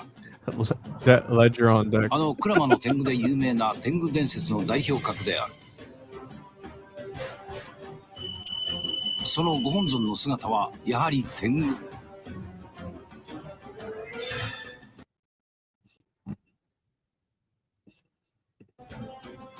そしてたどり着いたのはあるお堂の前。そこはあの牛若丸が天狗から虎の巻を授けられたという場所だった。だがそこにあれなんかこれ我々は驚くべきものを目にする。I'll be right back. そんな簡単にそんなお前ほら凍った雪の下に何があるのか。なんかほら見えてるこのなんかこの形ダビデの星 Oh shit. Illuminati この穴になんと confirmed. ダビデの星。 Yikes. ダビデっていうのは古代イスラエル王国を築いた王様の名前ですね。ダビデの星。 Looking for まさ shekels. にイスラエルを象徴するもんですね。現在もイスラエルの Or the subtitles, ダ bro. ビデの星。1世紀頃のイスラエルの遺跡からも発見されているこのイニシアのシンボルが I don't know what the fuck these 天狗 assholes の are 怒りの深 saying. い鞍馬寺に残されているのは一体なぜなのか。 Oh, there it is. So they There's- find the star on the ground. But hold on, dude. Isn't that star like a universal, like the swastika, you know, where it's been used throughout a bunch of ancient cultures, then it was taken and perverted by Who Germany. perverted it? Well, who perverted what? I don't see any perversion. Germany when they did all that stuff, allegedly, right? I must be out of the loop on that. I don't know. You know, it's all right. I don't know about any symbols getting turned bad. Symbols are symbols, and people get emotional over nothing. You know. Oh, my ex-boyfriend used to really like that song, so now that song's evil. Nice, Talk about nice, Kanye West's new song. very mature attitude, people. But okay, let's keep going. This symbol is used in connection with the Tangu. It's not just randomly, not just a random thing. 深まる謎を解く鍵は福岡県豊前市にあった。目の前に現れた険しい山こそがかつて天狗が住んでいたという久保手さん。この Make sure to read the subtitles, guys. そこには5世紀携帯天皇の時代に山に現れた魔物の話が書かれている。 A 一 goblin. 体どんな魔物だったのか。 Fucking goblin. 我々は山のふもとにある資料館を訪ねた。なります天狗についていろいろ調べてすると館長があるものを見せてくれるという。じゃあちょっとここでお待ちいただけますか。入らないんですねはいそれは一般の人は立ち入ることのできない収蔵庫にひっそりと保管されていた。山に現れた魔物の正体とは。出てきたのは一枚の曼荼羅だった。岩屋坊っていう山伏の家に伝わってる天狗曼荼羅ですね。天狗マンダラはい。天狗曼荼羅。ここに描かれたものこそ久保手さんの魔物だという。その顔はまさに天狗。しかもまるで生身の人間を描き写したかのように描かれている。想像っていうんじゃなくて実際に、何がしかのモデルがあってああいう絵が描かれたんだと思いますけどもね。モデルがやっぱりあったうん。なんと天狗にはモデルがいた。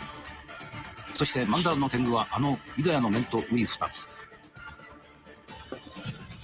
天狗、その正体は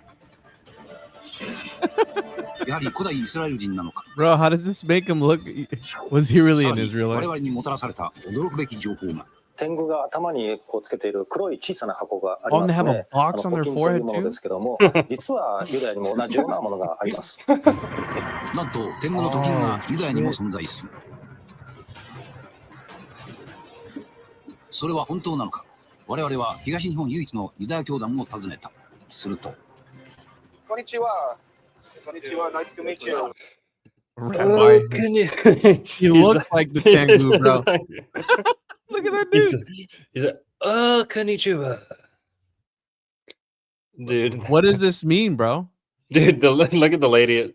The lady in the corner is like, holy shit, that's a Tengu. Yeah.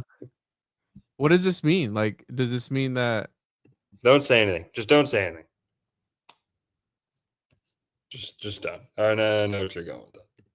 I don't. 迎えてくれたのは代表の I'm not going anywhere with it. I'm curious as to what this means. What do you think it means? Because I've never heard about this. This is the first time hearing about this. I thought you were gonna bring something else up that I saw on Twitter or something where it was like a little demon that had a a beak, and people, you know how X is, bro. X is all antiseptic.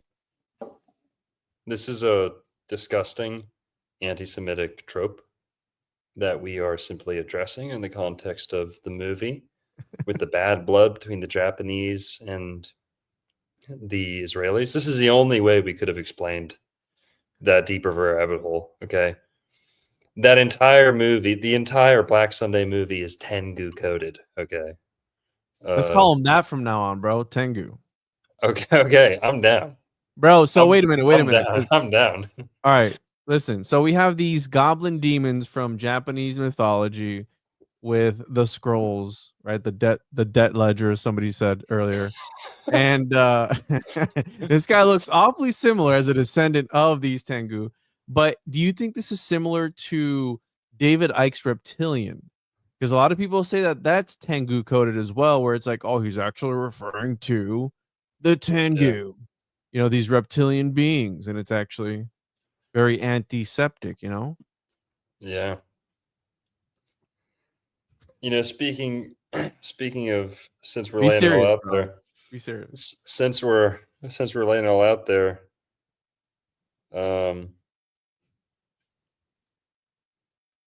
I can't see it. What is that? Amber Alert. Oh man, I saw it. Turn your screen on. Can't see it. Yikes. Yep. Wonder if Mossad's behind that one too. Not a good look. Let's try and make it to the Miami, the port of Miami, before they put her on an evergreen container, ship her over to the Tangu.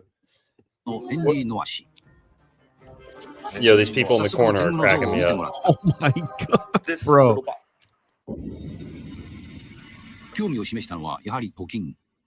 We have something similar. 似てる。やはり似たものがあるという。ここからは三井不動産。Oh, he goes in and he walks out with it. He walks out with he puts it on. He puts all the stuff on, and then the Japanese people. I think I already know it. The Japanese people in the studio, they're like, "Whoa!" No, bro. They picked this guy. They hand selected this guy for this segment because they knew what they were doing. They're like, we got a synagogue for you.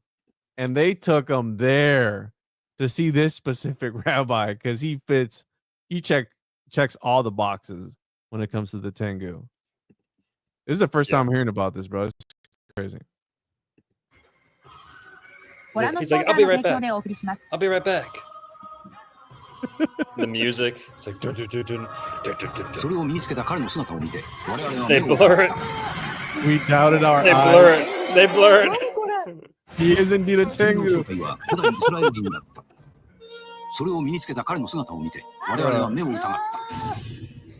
Oh my god. イザヤ教徒の祈りの時の装束。その姿はまさに天狗。本当だ。何乗っけてんの？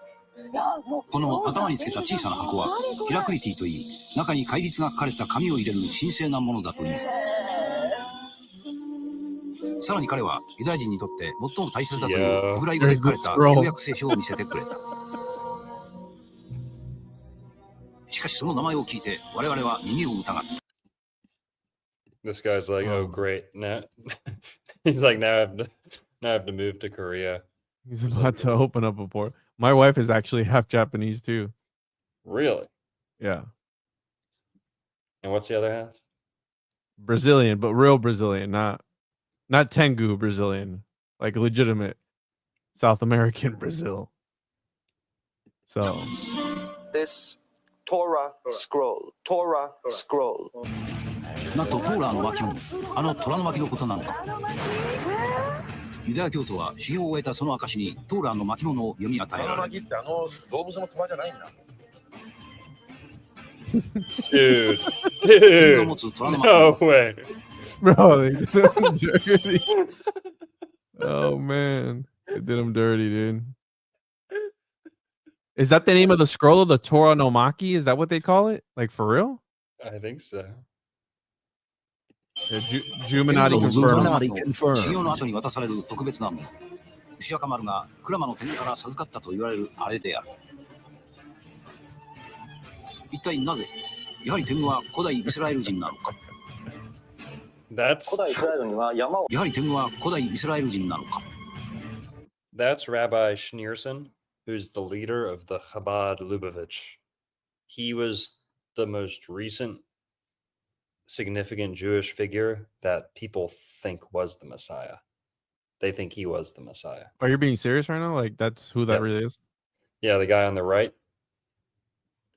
That's the head of the Chabad Lubavitch, which is See, like so part of the Tangu mythology is they are considered to be part of the Shinto religion and sometimes regarded as gods or supernatural beings. Tengu are believed to be mischievous and sometimes violent, yet also have a protective side, especially for those who live in or visit the mountains.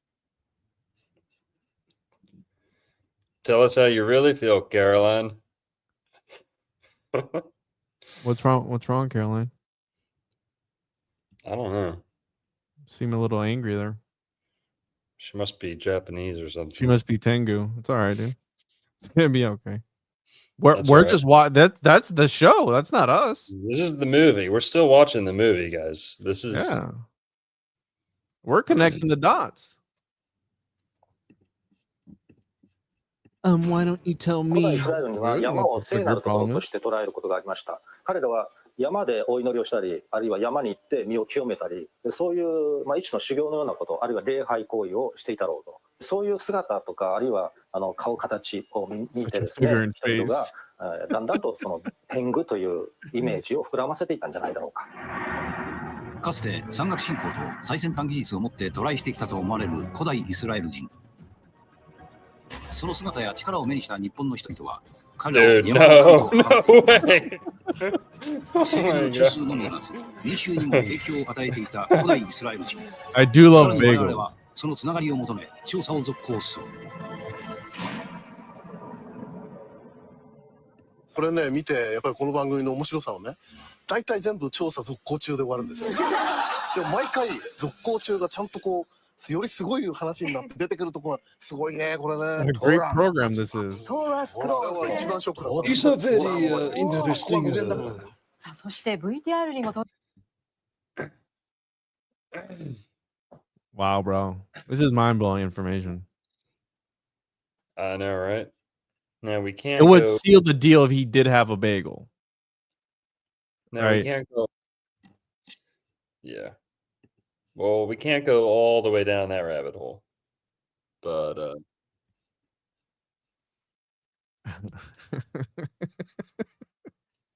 Which, by the way, I think in the movie they actually do pass the port of Miami, don't they, in Star Island? Or am I wrong on that? I could have swore I saw it Yeah. in one of the scenes. well, yeah, when that boat comes in, the Japanese boat comes in to supply the terrorists. And the helicopter scene too at the Yeah. end. Yeah, that's I think the port of Miami, just like in the 70s, so it probably looked a little different. But all right, moving along. Man, we got a whole lot more to talk about, but Caroline's having a schizophrenic breakdown in the chat.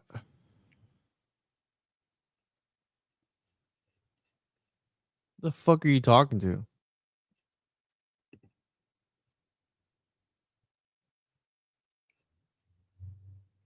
All right. Let me Yo, pull the movie back lady. up. Oh, she's talking to herself. You fucking loser, dude. Why are you angry, Caroline? Lay off the white wine, okay? Sorry, you're getting a little timeout for the night, okay? We're gonna put you a little timeout, sleep it off. All right, we're like a third of the way through the movie. Just start booking it through the movie.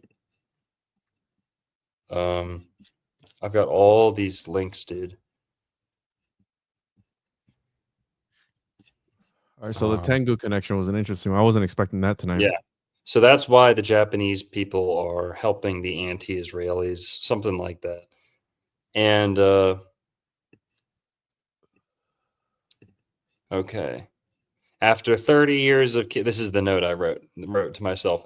After 30 years of killing the innocent, he is starting to grow a conscience. Like he's reaching a struggle. Okay, so the assassin chick disguises as a nun and assassinates or kills the guy's partner. So he has to leave the hospital. Now, interestingly, it's a fluoride injection. She injects him with fluoride. Interestingly enough, it is a poison. And also, I just caught that. a couple scenes from now, we get. Oh, also, yeah, he walked into this guy's office, Mossad agent in America, threatens to kill him, puts a gun in his mouth. Which I thought the suppressed revolver was kind of sick. Like I'd never seen that before, and I thought it was pretty dope. He's got a suppressed revolver, and he's just putting in this dude's mouth, just like. Yeah, only certain revolvers can do that. Otherwise, it doesn't do anything. Like the what would you call it? The cylinders have to be like pressurized. Like have to be Mossad cylinders, yeah. And yeah, contain all that stuff inside. But yeah, it can happen. It is a real thing. And so a couple scenes later, yeah, in this scene, and this is just another example of Mossad. What are they doing? Are they normalizing the activity of Mossad in America? Are they normalizing Mossad acting with impunity as if they're the ultimate? They have the ultimate jurisdiction over all America. That's kind of like what the movie's about. You'd think this is like James Bond or something, but it's an Israeli Mossad agent in Florida, just like doing whatever he wants. But okay. So we get some background on the lady. She's German, born in Israel. Her parents were killed by Israelis, and her mother died of typhus. Typhus, people, anybody? Okay. No, is that? Well, we got 6 million reasons to talk about typhus, but maybe it's only never mind. 300,000. Okay. Something like that, yeah, yeah. But so the next What the scene, fuck are you talking about, bro? What was I talking about? The mother of the terrorist died of typhus, and I'm just saying, a lot of people died from typhus. A lot of people died from typhus. I'm not catching on. Apparently, that's what all the people who died during World War II, the innocent people who lost their lives in the camps and stuff, it's been claimed that most of them were suffering from typhus, that's why they were skinny. But we're not going to get into that. Okay, that's all we're going to say about it.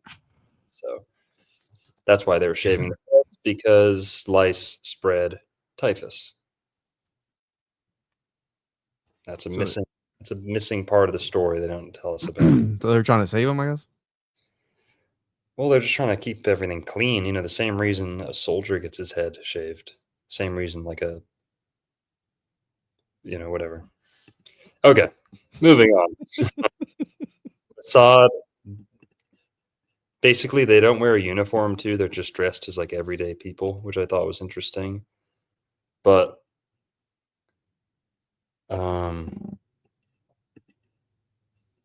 Mossad. Yeah, they're in the movie. Now the terrorists test their weapon on random civilian. Yeah. So they find someone in the middle of nowhere and test their new weapon idea on him. But okay.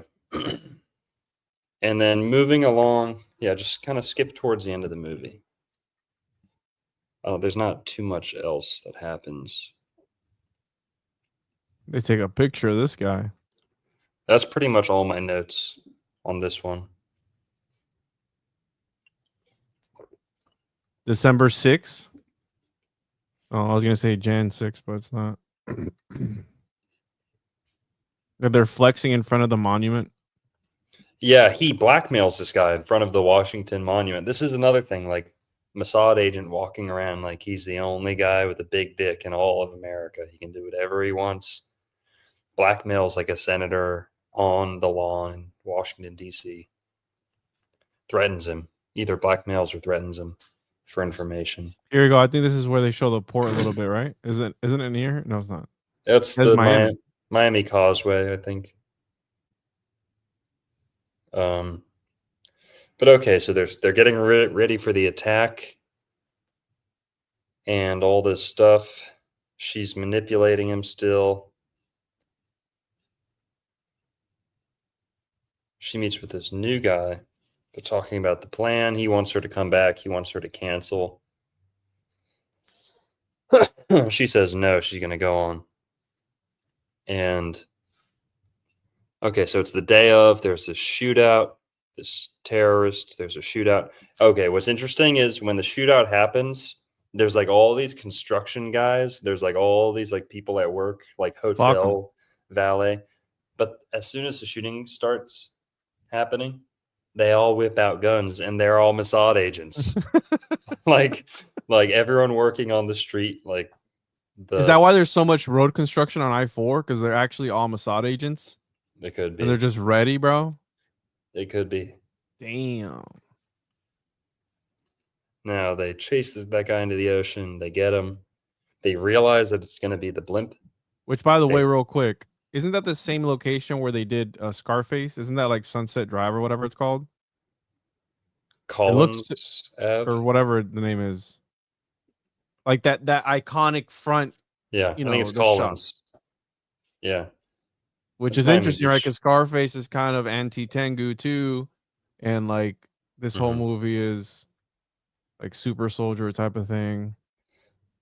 Well, they realize it's going to be that the attack's going to be at the Super Bowl. They just don't know how yet.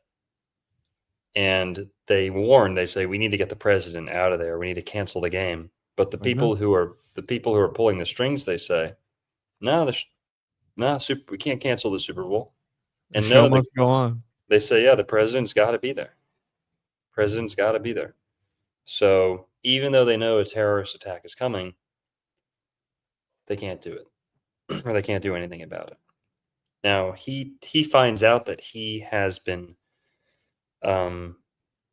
he's been replaced as the pilot for the day of. The plan is to drive the Goodyear blimp over the Super Bowl and detonate like a bomb on the bottom that will shoot all this shrapnel into the crowd. And their plan is about to get foiled or about to get blocked because he's not the pilot anymore. So she goes and kills the pilot so that her boyfriend can be the pilot because they need him to be the one and only pilot. So it's the day of. Skipping ahead, it's the day of again. He's pouring her heart out to her. She's just like, oh my God, will you shut up already? Like, can we just get this attack done already? And all this stuff. So yeah, there's the pilot getting shot. And that's all of my notes. But I've got all of these crazy links and articles and stuff. But basically, the movie ends where they almost get it done. They almost get the blimp. They do get the blimp to kind of crash into the Super Bowl, but it does. The bomb doesn't go off. They pull it out over the water, and it goes off over the water. So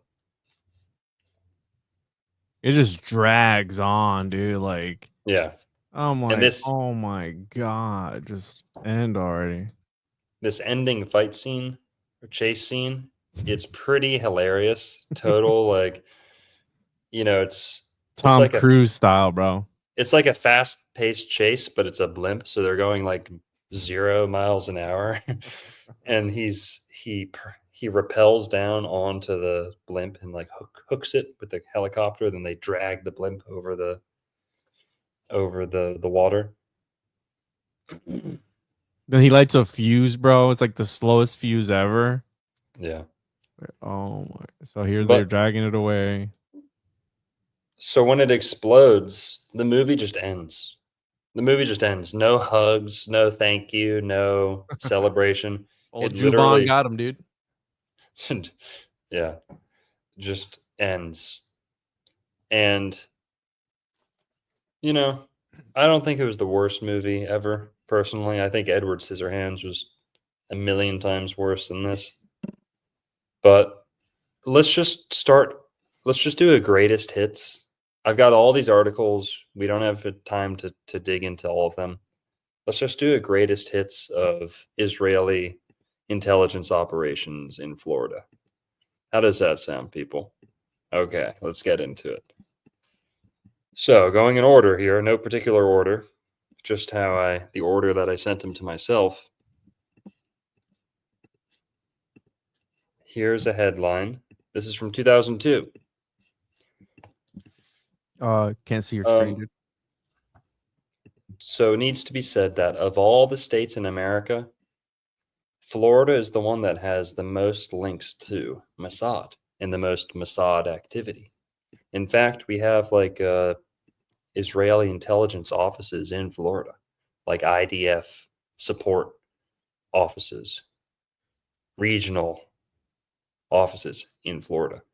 So the IDF has responded to different emergencies in Florida, like the Surfside apartment collapse, where the building collapsed in Miami Beach, North Miami. That was weird. Apparently, John McAfee had a apartment there. That's just a rumor. I've got an article on that too.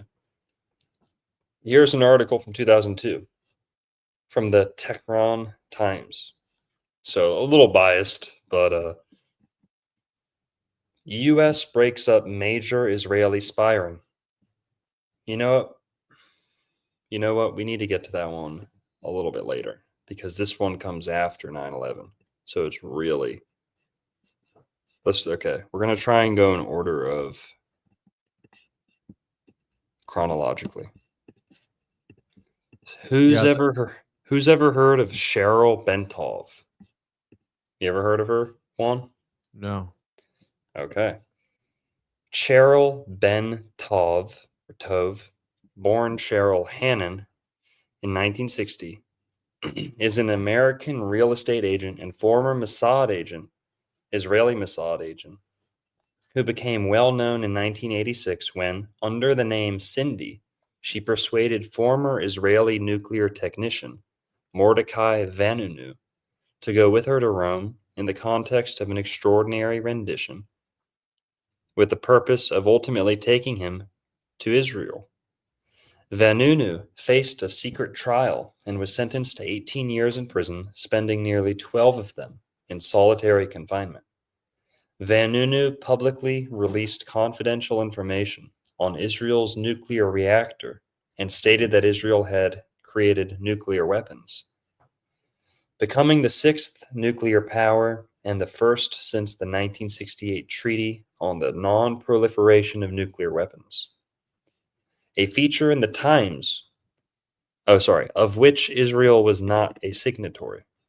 A feature in the Times revealed that Hannon was American-born, but had moved to Israel as a teenager. Hannon grew up in Pennsylvania and Orlando, Florida, in a Jewish family. Her father, Stanley Hannon, had founded Allied Discount Tires. Yeah, come on in for Discount Tires. We're an old family-owned local business. You can trust us, folks. No ties to Israeli intelligence, whatever. Okay, so you get it. Now she works as a real estate agent in Northeast Orlando, Florida, with her husband and their two daughters. In 1988, newspaper journalists traced her to her home in Netanya, where she still owns a villa that she rents out. Okay. Oh, read that last part. She was either FBI or CIA. The same thing. Mossad agent.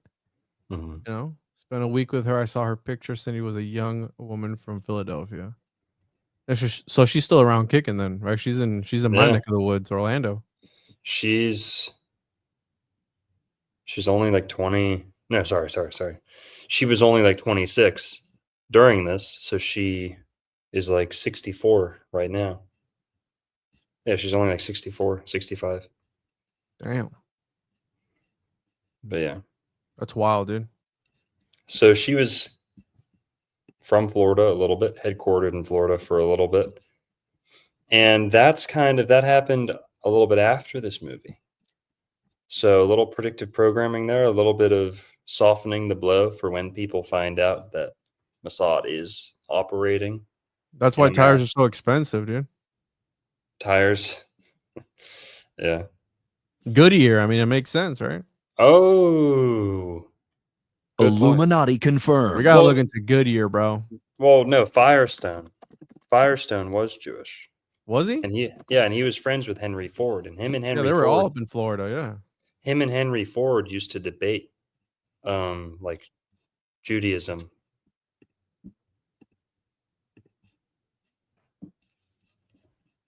Yeah. What are you doing?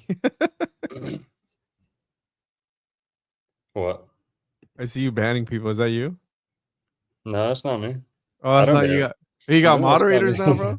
No, yeah. It must be a moderator. Yeah.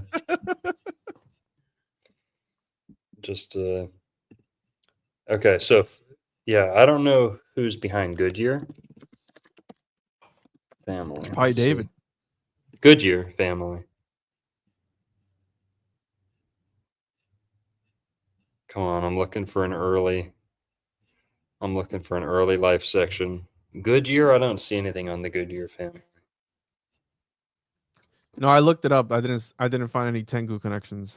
But the Firestone family, they were Tangu. Firestone, tire and rubber. And he was And they- trying to open up here in Florida. They were experimenting with the rubber trees in Florida, or they Yeah. were planting rubber trees in Florida, trying to get them to so that they could produce here. He had a lab and everything, right? In South Florida, Southwest Florida, I think it was. Yeah. Or doing like alchemy and stuff out there. Harvey Firestone. Yeah. He was Jewish and he was friends with Ford and they went on a road trip together and they would debate and like argue about this stuff. But yeah. So there is a little bit of a Tangu fire rubber industry connection, you know. Gotta be kosher tires, dude. Ford wrote the International J, and there was a heavy equipment company called TAC. Yep. Called what? Yep. You wrote what? That's true. That's true. Oh, and also, dude, you know what I just found? You want to see this? Okay. Look at this shit. Dude, we're going to get into this. We're kind of jumping around timeline-wise, but dude, you tell me what this is. Read this out loud. Mossad. We're Mossad on agents. We're on ZipRecruiter, people. We're on ZipRecruiter.com. How much do they make? What's the yearly an hour? 26 an hour? Well, that's just what's on the books. Okay. Guys, who wants to become a Mossad agent in Alafaya, Florida? Fucking ZipRecruiter. Michelin tires. Alafaya. Hebrew. Alafaya sounds like a Hebrew word. Tires were actually modeled after bagels. Damn, dude. Yo, good point. The fucking chat's going in. Rings of Saturn, dude. Dude, that's what a bagel is. It's the ring of Saturn. Holy shit. Okay.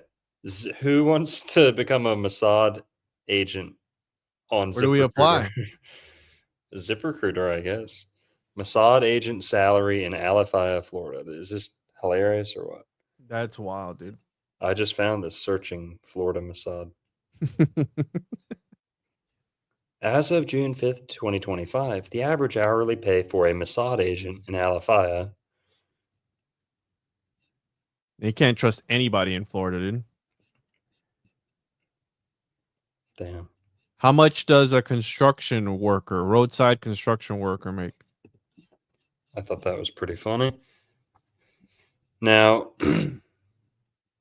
let's see. How far back can we go with this? Alafaya is Orlando. The next big thing that really happened was Lou Pearlman. Can you pull up Lou Pearlman, please? We didn't really talk about him. He's Jewish, and he's like the biggest airship mogul in Florida. We didn't really get to talk about him. We've talked about him plenty. Yeah, we have talked about him a bunch before. But this is the guy who started all the boy bands in Florida. NSYNC, Backstreet Boys, all of them. I mean, those are the two most famous right there. He's this super obese, weird guy. Yeah, he's dead. dead now, died in prison, but he ran a Ponzi scheme, $300 million or more, and they found him in Bali, but he did flee to Israel for a short time. Fled to Israel. He was running around the world trying to escape the authorities. Went to Israel for a little bit. And yeah, he's the guy who at one point owned like a lot of airships in Florida and would rent them out for movies, commercials, things like that. He is the cousin of Garfunkel from Simon and Garfunkel. I'm gonna do here. This is Hello Darkness, my old friend. Or sorry, this is The Sound of Silence performed by John Levy. Hello darkness, my old friend. Doesn't slap that much. Comes all right. But yeah. So that's Lou Pearlman. That was the true blimp pimp. It's the pimp on a blimp. He's the actual pimp on a blimp. Yeah. Sorry to Alex Stein. Is he Jewish? Yes, Alex Stein, for wishing he was Lou Pearlman. But okay. Also, since we're talking about Mossad, I have to talk about this. There's a homeless guy, our resident homeless guy here at downtown Lake Worth Beach, is an ex-Mossad agent. Dude. You think I'm kidding? Believe a homeless guy. Juan, you don't know. That's like Caroline in the chat right now saying that she's probably a Mossad agent, but you gonna believe a homeless dude? Didn't you have a homeless? Caroline, let's just keep it real for a sec, okay? Everyone's welcomed here. Everyone can say whatever they want. I'm never gonna ban you over saying things that you know like that, okay? You're welcome here. You know what? Actually, I'm gonna ban you just because I don't like you, okay? So don't let the door hit you in the blue waffle on the way out, okay? Don't let the door hit you in your I'm sure she's a good lady. Caroline can suck my balls. Get out of here. Peace. Okay, Lou Pearlman. Enough about him.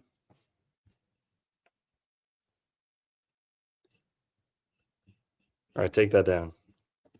Are you telling us about your homeless Mossad agent? Oh, right. So this guy's name's Adam. Okay. He's got the name for it. His name's Adam. That's a Jewish name. He signed up for the IDF when he was 17. You can do that, especially 20 years ago. In the 90s, he went and he served in the IDF. He served in the IDF for like a couple of years or whatever, and he left and then traveled. And he said that they encourage you to travel when you leave the IDF because they want you to like gain intel for them, like travel the world, you know, as many Israeli military personnel they can have around the globe, the better. So they help you travel, and oftentimes you get to travel for free. And he said that when he went to South America, they approached him about being a Mossad agent.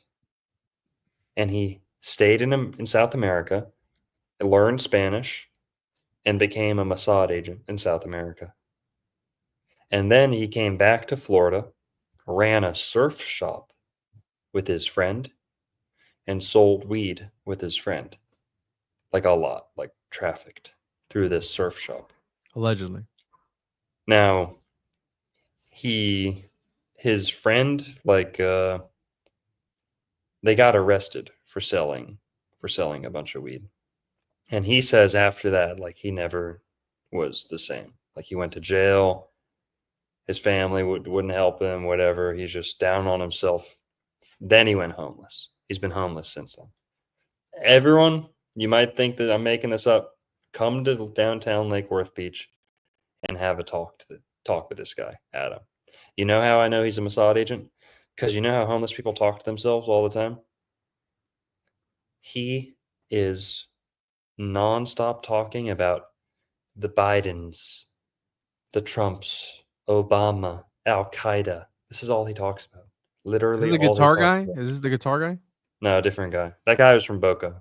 This guy's Lake Worth. He only stays around Lake Worth Beach. He hangs out right outside the bookstore. Like half the day, he's like right outside the Do a bookstore. podcast with him, bro. I've been thinking about it. I asked him. He said he was down. I'm gonna do it. God. He's an actual IDF veteran.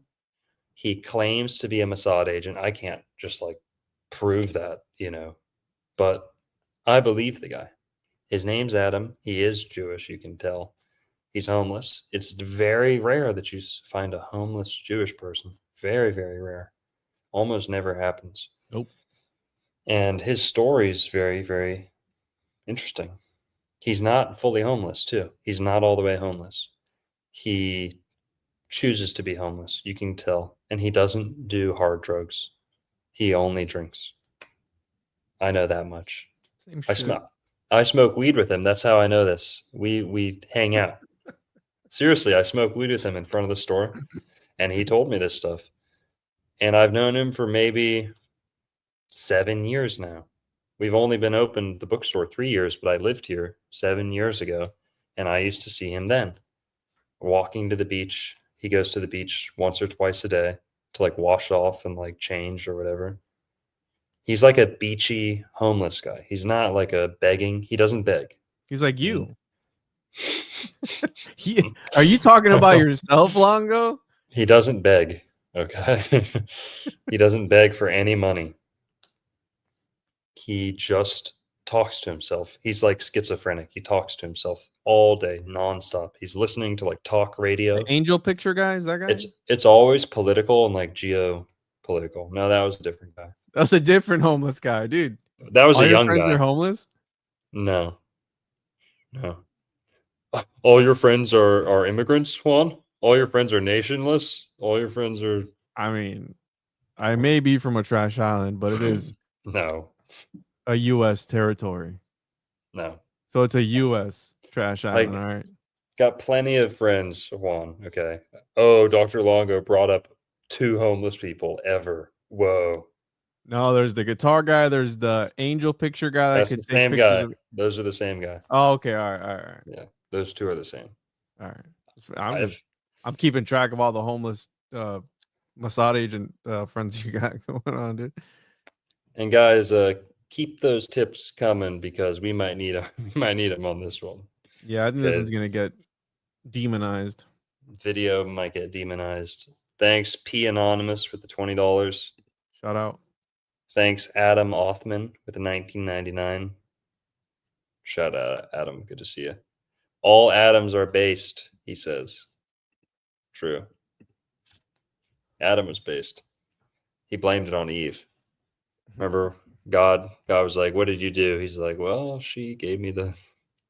Well, it's true, but... Okay. I got some more links, then we can wrap it up. This one's pretty crazy. Did you guys know? We've talked about this before once or twice.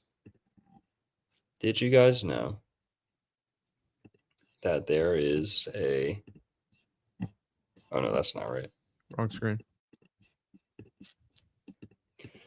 You know 9/11? Oof. 19. There was 19 people in this terrorist cell. I don't know if they were all attackers, but 19 people. Okay, 19 hijackers. So I guess there was 19 hijackers. September 11th. Before terrorist attacks, Palm Beach County was home to hijackers. Look at these gentlemen. 12 disciples. The 12 hijackers who lived in Palm Beach County. Among them were 3 of the 4 pilots who hijacked planes on September 11th. 2001. Now, some of you guys know this. Not everyone knows it. But did you know that the majority of the 9/11 quote unquote hijackers, this isn't a 9/11 truth video. So we're not going to give you the 100,000% polished, perfect story on 9/11. We're just talking about the Florida connections. If you know the ultimate truth on 9/11, awesome. Good for you. Good. Go make a video about it. We're just going off of what the news gave us, even if it is a total psyop misdirection. Why'd they put that psyop misdirection in Florida? So whatever angle you want to take on it, just follow along. Don't try and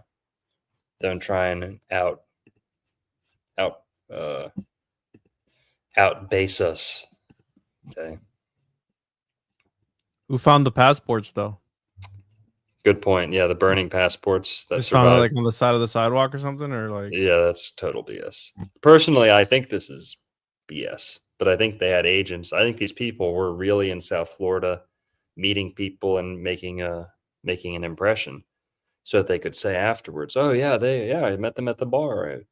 I almost dated that guy." Right? That's the truth that they claim in this article. Okay. In the summer leading up to the deadly terrorist attacks on September 11th, 2001, 12 of the 19 hijackers spent much of the last 3 months of their lives in Palm Beach County. They shopped at Winn-Dixie and Target, banked at SunTrust, and even visited Lion Country Safari. But of course, they also prepared to unleash the deadliest attack on U.S. soil in history. Here's where they roamed. Mohammed Atta, blah, blah, blah, piloted the planes that hit the World Trade Center, North and South Towers, respectively. They were among the first to enter the U.S. in May and June of 2000. So blah, blah, blah, we're not going to... hang on. He spent hundreds on sex toys and porn in Broward County. Interesting. Man of fine taste. I love how they put that at the end there. Delray Beach, terrorists in the all-America city. So yeah, they're living a very Florida life. Here are some of the locations. But basically they're taking flight lessons. So Florida is like the #1 state to learn to fly in. Many, many people from out of state, out of country move to Florida just to learn to become a pilot. It's super, super common. Super common. I don't know if there's more airports in Florida or if it's just because it's flat or what, but Florida is the place to be for pilots. So this wasn't that uncommon. They're learning to fly in Florida. And they're living around Florida. And just so you know, I don't think that is fake. These people met so many people and did so many things across South Florida. I don't think you can fake that. I think these were necessary backstories. They needed these backstory covers to pull off the psyop that happened later. So I think this much is true. They are meeting people. They are shopping. They are getting caught on video camera. So that way, when it all happens, they can say, oh, well, these guys were here the whole time planning it. Has nothing to do with Israel, right? It was these guys, clearly. But okay.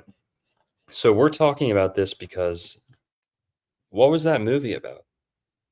Black Sunday is about a terrorist cell hiding out in South Florida, planning to do an aerial attack on a big crowd of people, big group of people, right? Densely populated area. That movie's predictive programming 9/11, especially the part that happened in South Florida. Okay, so all these guys are living in all the towns around me. Boynton Beach, Lantana, Lake Worth. That's where I am. I'm in Lake Worth. And they were learning to fly, largely. But a lot of it was in Hollywood. So then either the night before or one of the last nights before they go do the attack, they spent a couple of these guys had dinner and hung out at Hollywood Circle. Hollywood, judging by the name, right? Would you believe me if I told you that Hollywood, Florida is almost as Jewish as Hollywood, California? It's actually more Jewish percentage-wise. But Hollywood, Florida is very, very Jewish area. What the fuck is this? Right, Adam's on one. So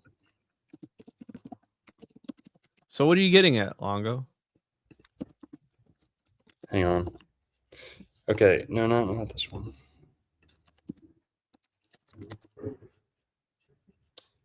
Dude, what's her name? Oh, he's Tangu too, isn't he? Yeah. Dude, I love how committed Juan is to the It's Tangu. easier to remember than Brazilian. The Brazilians are getting mad at us for calling him I think he's Italian. Is he?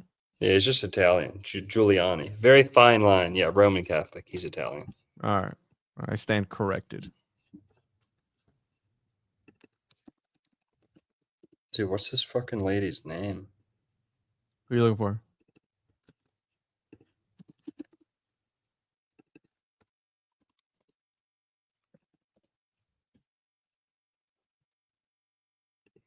Okay, Hollywood, Florida, whatever. Hollywood, Florida has had, it's the city with the most consecutive, it's either Hollywood, Florida or Miami Beach that has had the most consecutive or most Jewish mayors in total. So Hollywood, Florida is ranked either like number 1 or number 2 for that, for having the most Jewish mayors. But here, I can't remember her name, dude. Someone said Caroline. Check Caroline and see if that comes up. No, that was the chick we kicked out earlier.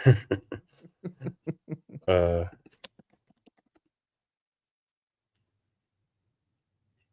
but look at the current mayor, Josh Levy. Levy. The old Confederate gold, dude. Is it Catherine? No, it's not her. Okay.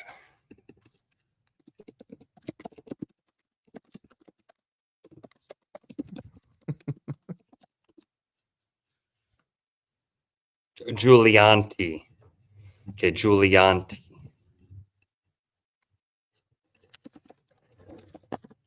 Okay. The Giulianti family. Oh, wow. Go down, it'll tell you who's in there. Jewish mayors. Yeah, her name is Mara. Okay, it's Mara. Yeah, Mara Giulianti. Oh, Boys and Girls Club. Isn't that nice? With the Dolphin kicker, bro. Miami Nice. Dolphin kicker. Yeah. Good point. Okay, but there's one where she's in Israel. It's hilarious. Her mom's holding an assault rifle. It's fucking hilarious. Dude, if they took it off, I'm going to be pissed. They knew you were going to look it up, dude. They know everything. You know whose Wikipedia they did edit since I started covering them? Who? Look, dude, they have her wedding on here.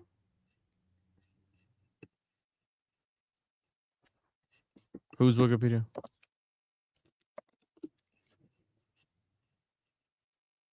Boom, look at this. Look at this. Dude. Oh, yeah. Dr. Law, I always know what I'm looking for, okay? I'm not crazy. I know Took you a bit. I know this stuff exists, okay? This is the mayor of Hollywood, Florida, with her mom, visiting Israel in like the 70s or 60s with 3 members of the Israeli Defense Forces. And look, they let her hold their gun. Look at that. Old Bertha. That's the mayor of Hollywood, Florida, right there on the right. Long time mayor. Okay. Now, here's where it gets crazy. She's got the assault rifle. They did this whole tour of Israel or whatever.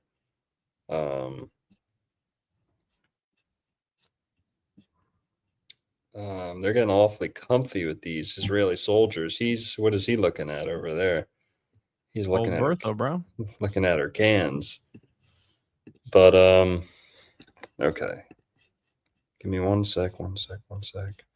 So remember what I just showed you about the terrorist cell, the Mossad agent in the 80s. By the way, it's not an assault rifle; it's an AK. Somebody said. That's it. Get your weapons correct. Actually, that is a full-sized assault rifle. It's a Galil. It's not an AK. Oh shit! That's a Galil. Okay, I know. Not just because of Call of Duty, because I know firearms history pretty well. My dad taught me everything there is to know about guns before I got into any of this stuff. And I know that's the Galil, not just because I played Call of Duty, but because I know that Israel chose to use the Galil. That's like an Israeli weapon. Damn, apologize now to Longo. That's a Galil. Okay. Say sorry, you're good man. And I think a Galil shoots a 303 or a 308, which makes it a full-sized assault rifle. Okay.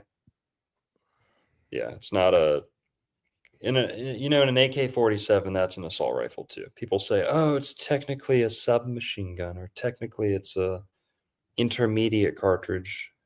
That's an assault rifle too. I guess a Galil is a full-sized rifle, but yeah, we're gonna settle this once and for all. It is IMI Galil is a family of Israel-made automatic rifles chambered in 5.56. So it's 5.56, 7.62. All right, NATO cartridges, and it is considered an assault rifle, carbine battle rifle. Damn, dude, you better fucking say sorry. Find that guy in the comments. He doesn't say sorry, man. Yeah. But she's holding a Galil. Apparently, Galils are heavy too. Oh, now there's no assault rifle. It's a term coined by the media. Okay, yeah. Well, I get what they mean. I was just being a prick about it, but so that's the mayor and her mom of Hollywood. How comforting. Dual citizens, of course, as you'd expect. But what's crazy though is that remember how the 9/11 attackers were hanging out in Hollywood? Mm-hmm. And then Hollywood has always had like dual citizen mayors, like that family I just showed you.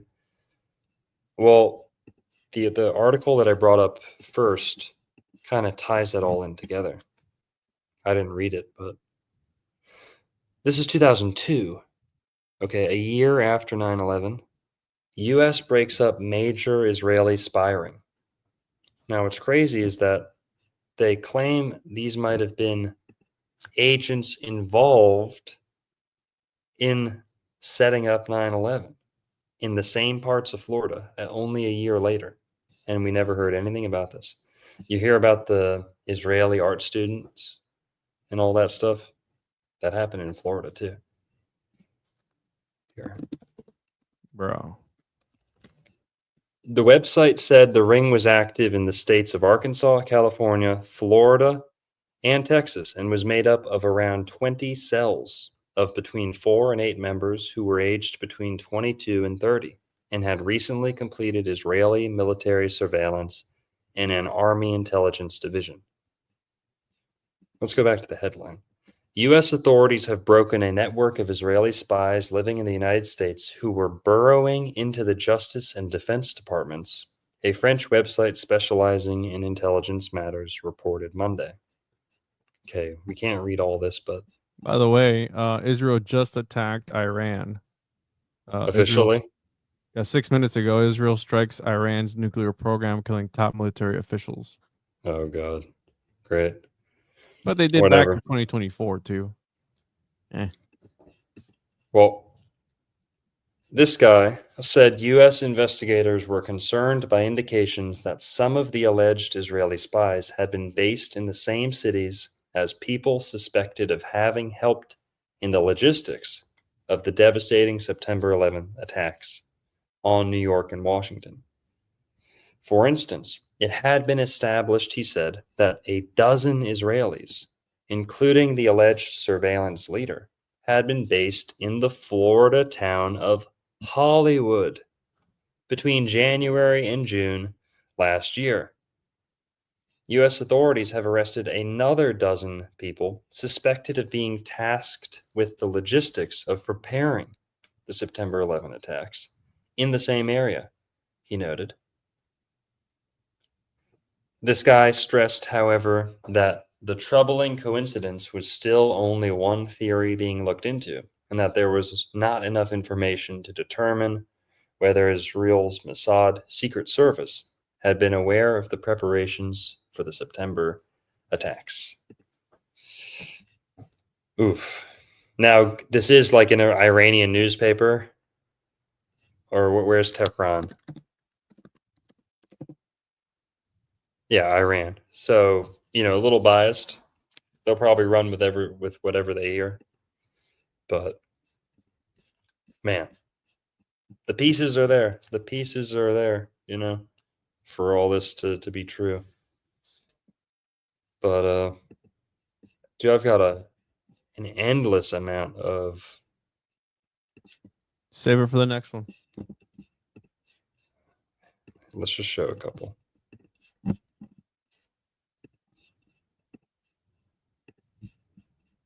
I'm a 17-year Army veteran. Well, I'd like to ask you a question. You could start by shaking my hand. I don't think so. Are you an Israeli spy?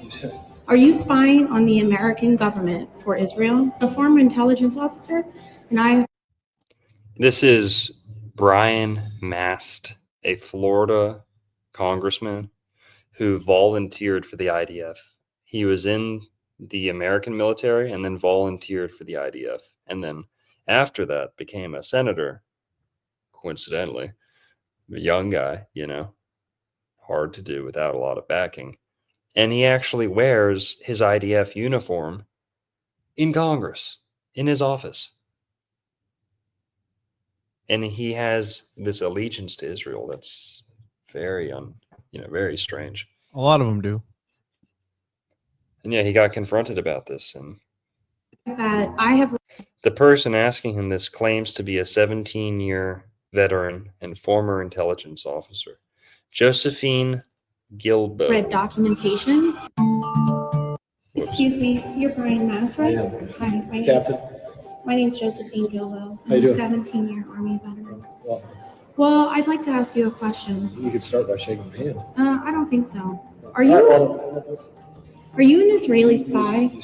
Are you spying on the American government for Israel? A former intelligence officer? I have read documentation that points to you actually having allegiance to the country of Israel and not America. Did you almost give your life for America? Absolutely. Because I almost gave my life So for did I, America. 17 years in the Army. Why are you continuing to accept donations from Israeli citizens like the Falak family from Israel is Miami? really a tremendous sound. Excuse me, you're Brian. Yeah. Oh, he got his Israel- legs blown off, bro. Israel, I think he did. He? I don't know. He I know shows he him got- off. Look at him right there. Oh, damn. My bad. Israel's a great ally. They all say that, dude. Well, yeah, I've got a ton of articles and stuff like that. It's there's so much to talk about. There was a boat that came up to Florida during World War II that had like 900 Jewish refugees on it. It went to Cuba, got denied, and then it went to Florida, off the coast of Florida, and got denied, and had to go back to Europe apparently. What year was that? Like early 40s or something, I assume. Yeah, they call it the Voyage of the Damned. Also, I didn't say this. I didn't say this. Remember the Mossad agent in the movie? Mm-hmm. Do you know what his nickname is? Did you catch that? No. The Final Solution.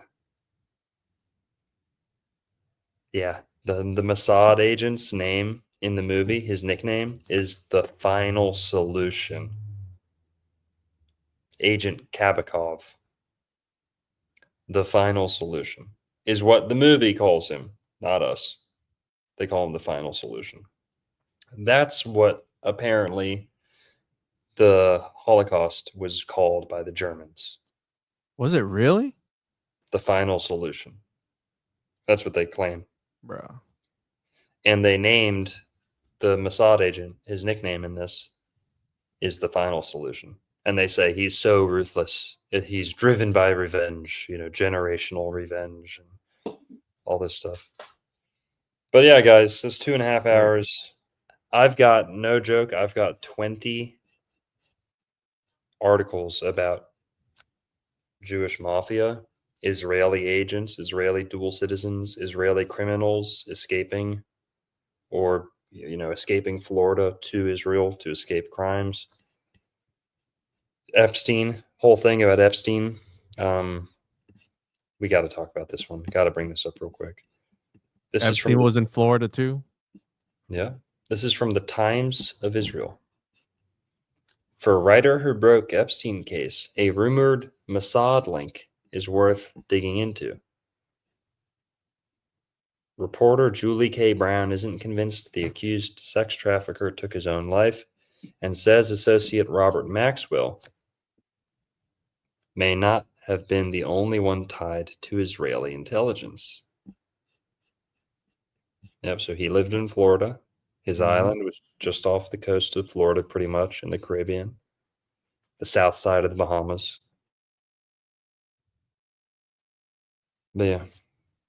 Apparently he's linked to Mossad pretty strongly. It's not a weak link. Ghislaine Maxwell's father was a Mossad agent. So, But okay, there's literally 10, 20 more articles like that I have. We can't go through them all. It's just safe to say that Florida has a Mossad problem. A problem with dual citizens. And we're American people. People's allegiance needs to be to America. This whole Mossad stuff, dual citizenship, it's only going to drag us into wars we don't need to be in. And that's really it. Any thoughts, Juan? Closing thoughts? No, this was another good one, bro. P Anonymous has a problem too. He's giving you too much money. Keep them shekels rolling in. Adam Othman with 1999 says, shout out Osama. Bro is like 6'9", so he was based. Yeah, that's true. I don't know if he's that tall. I think he was like 6'5", 6'4". But yeah, super tall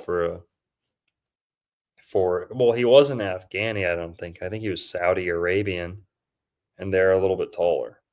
I don't think the Afghanis are very tall, but he looked super tall. And talking about guns, Osama bin Laden made a gun popular, a type of AK super, super popular. It was called a Krinkov, I believe. And it's a short-barreled. Yeah, Krinkov. Short-barreled AK. So Osama bin Laden had a very unique gun, like a trademark, iconic gun that he used, the Krinkov. Which was a short AK. Interestingly, we were talking about AKs earlier and them being small or not small or whatever. P Anonymous with another $20. Thank you.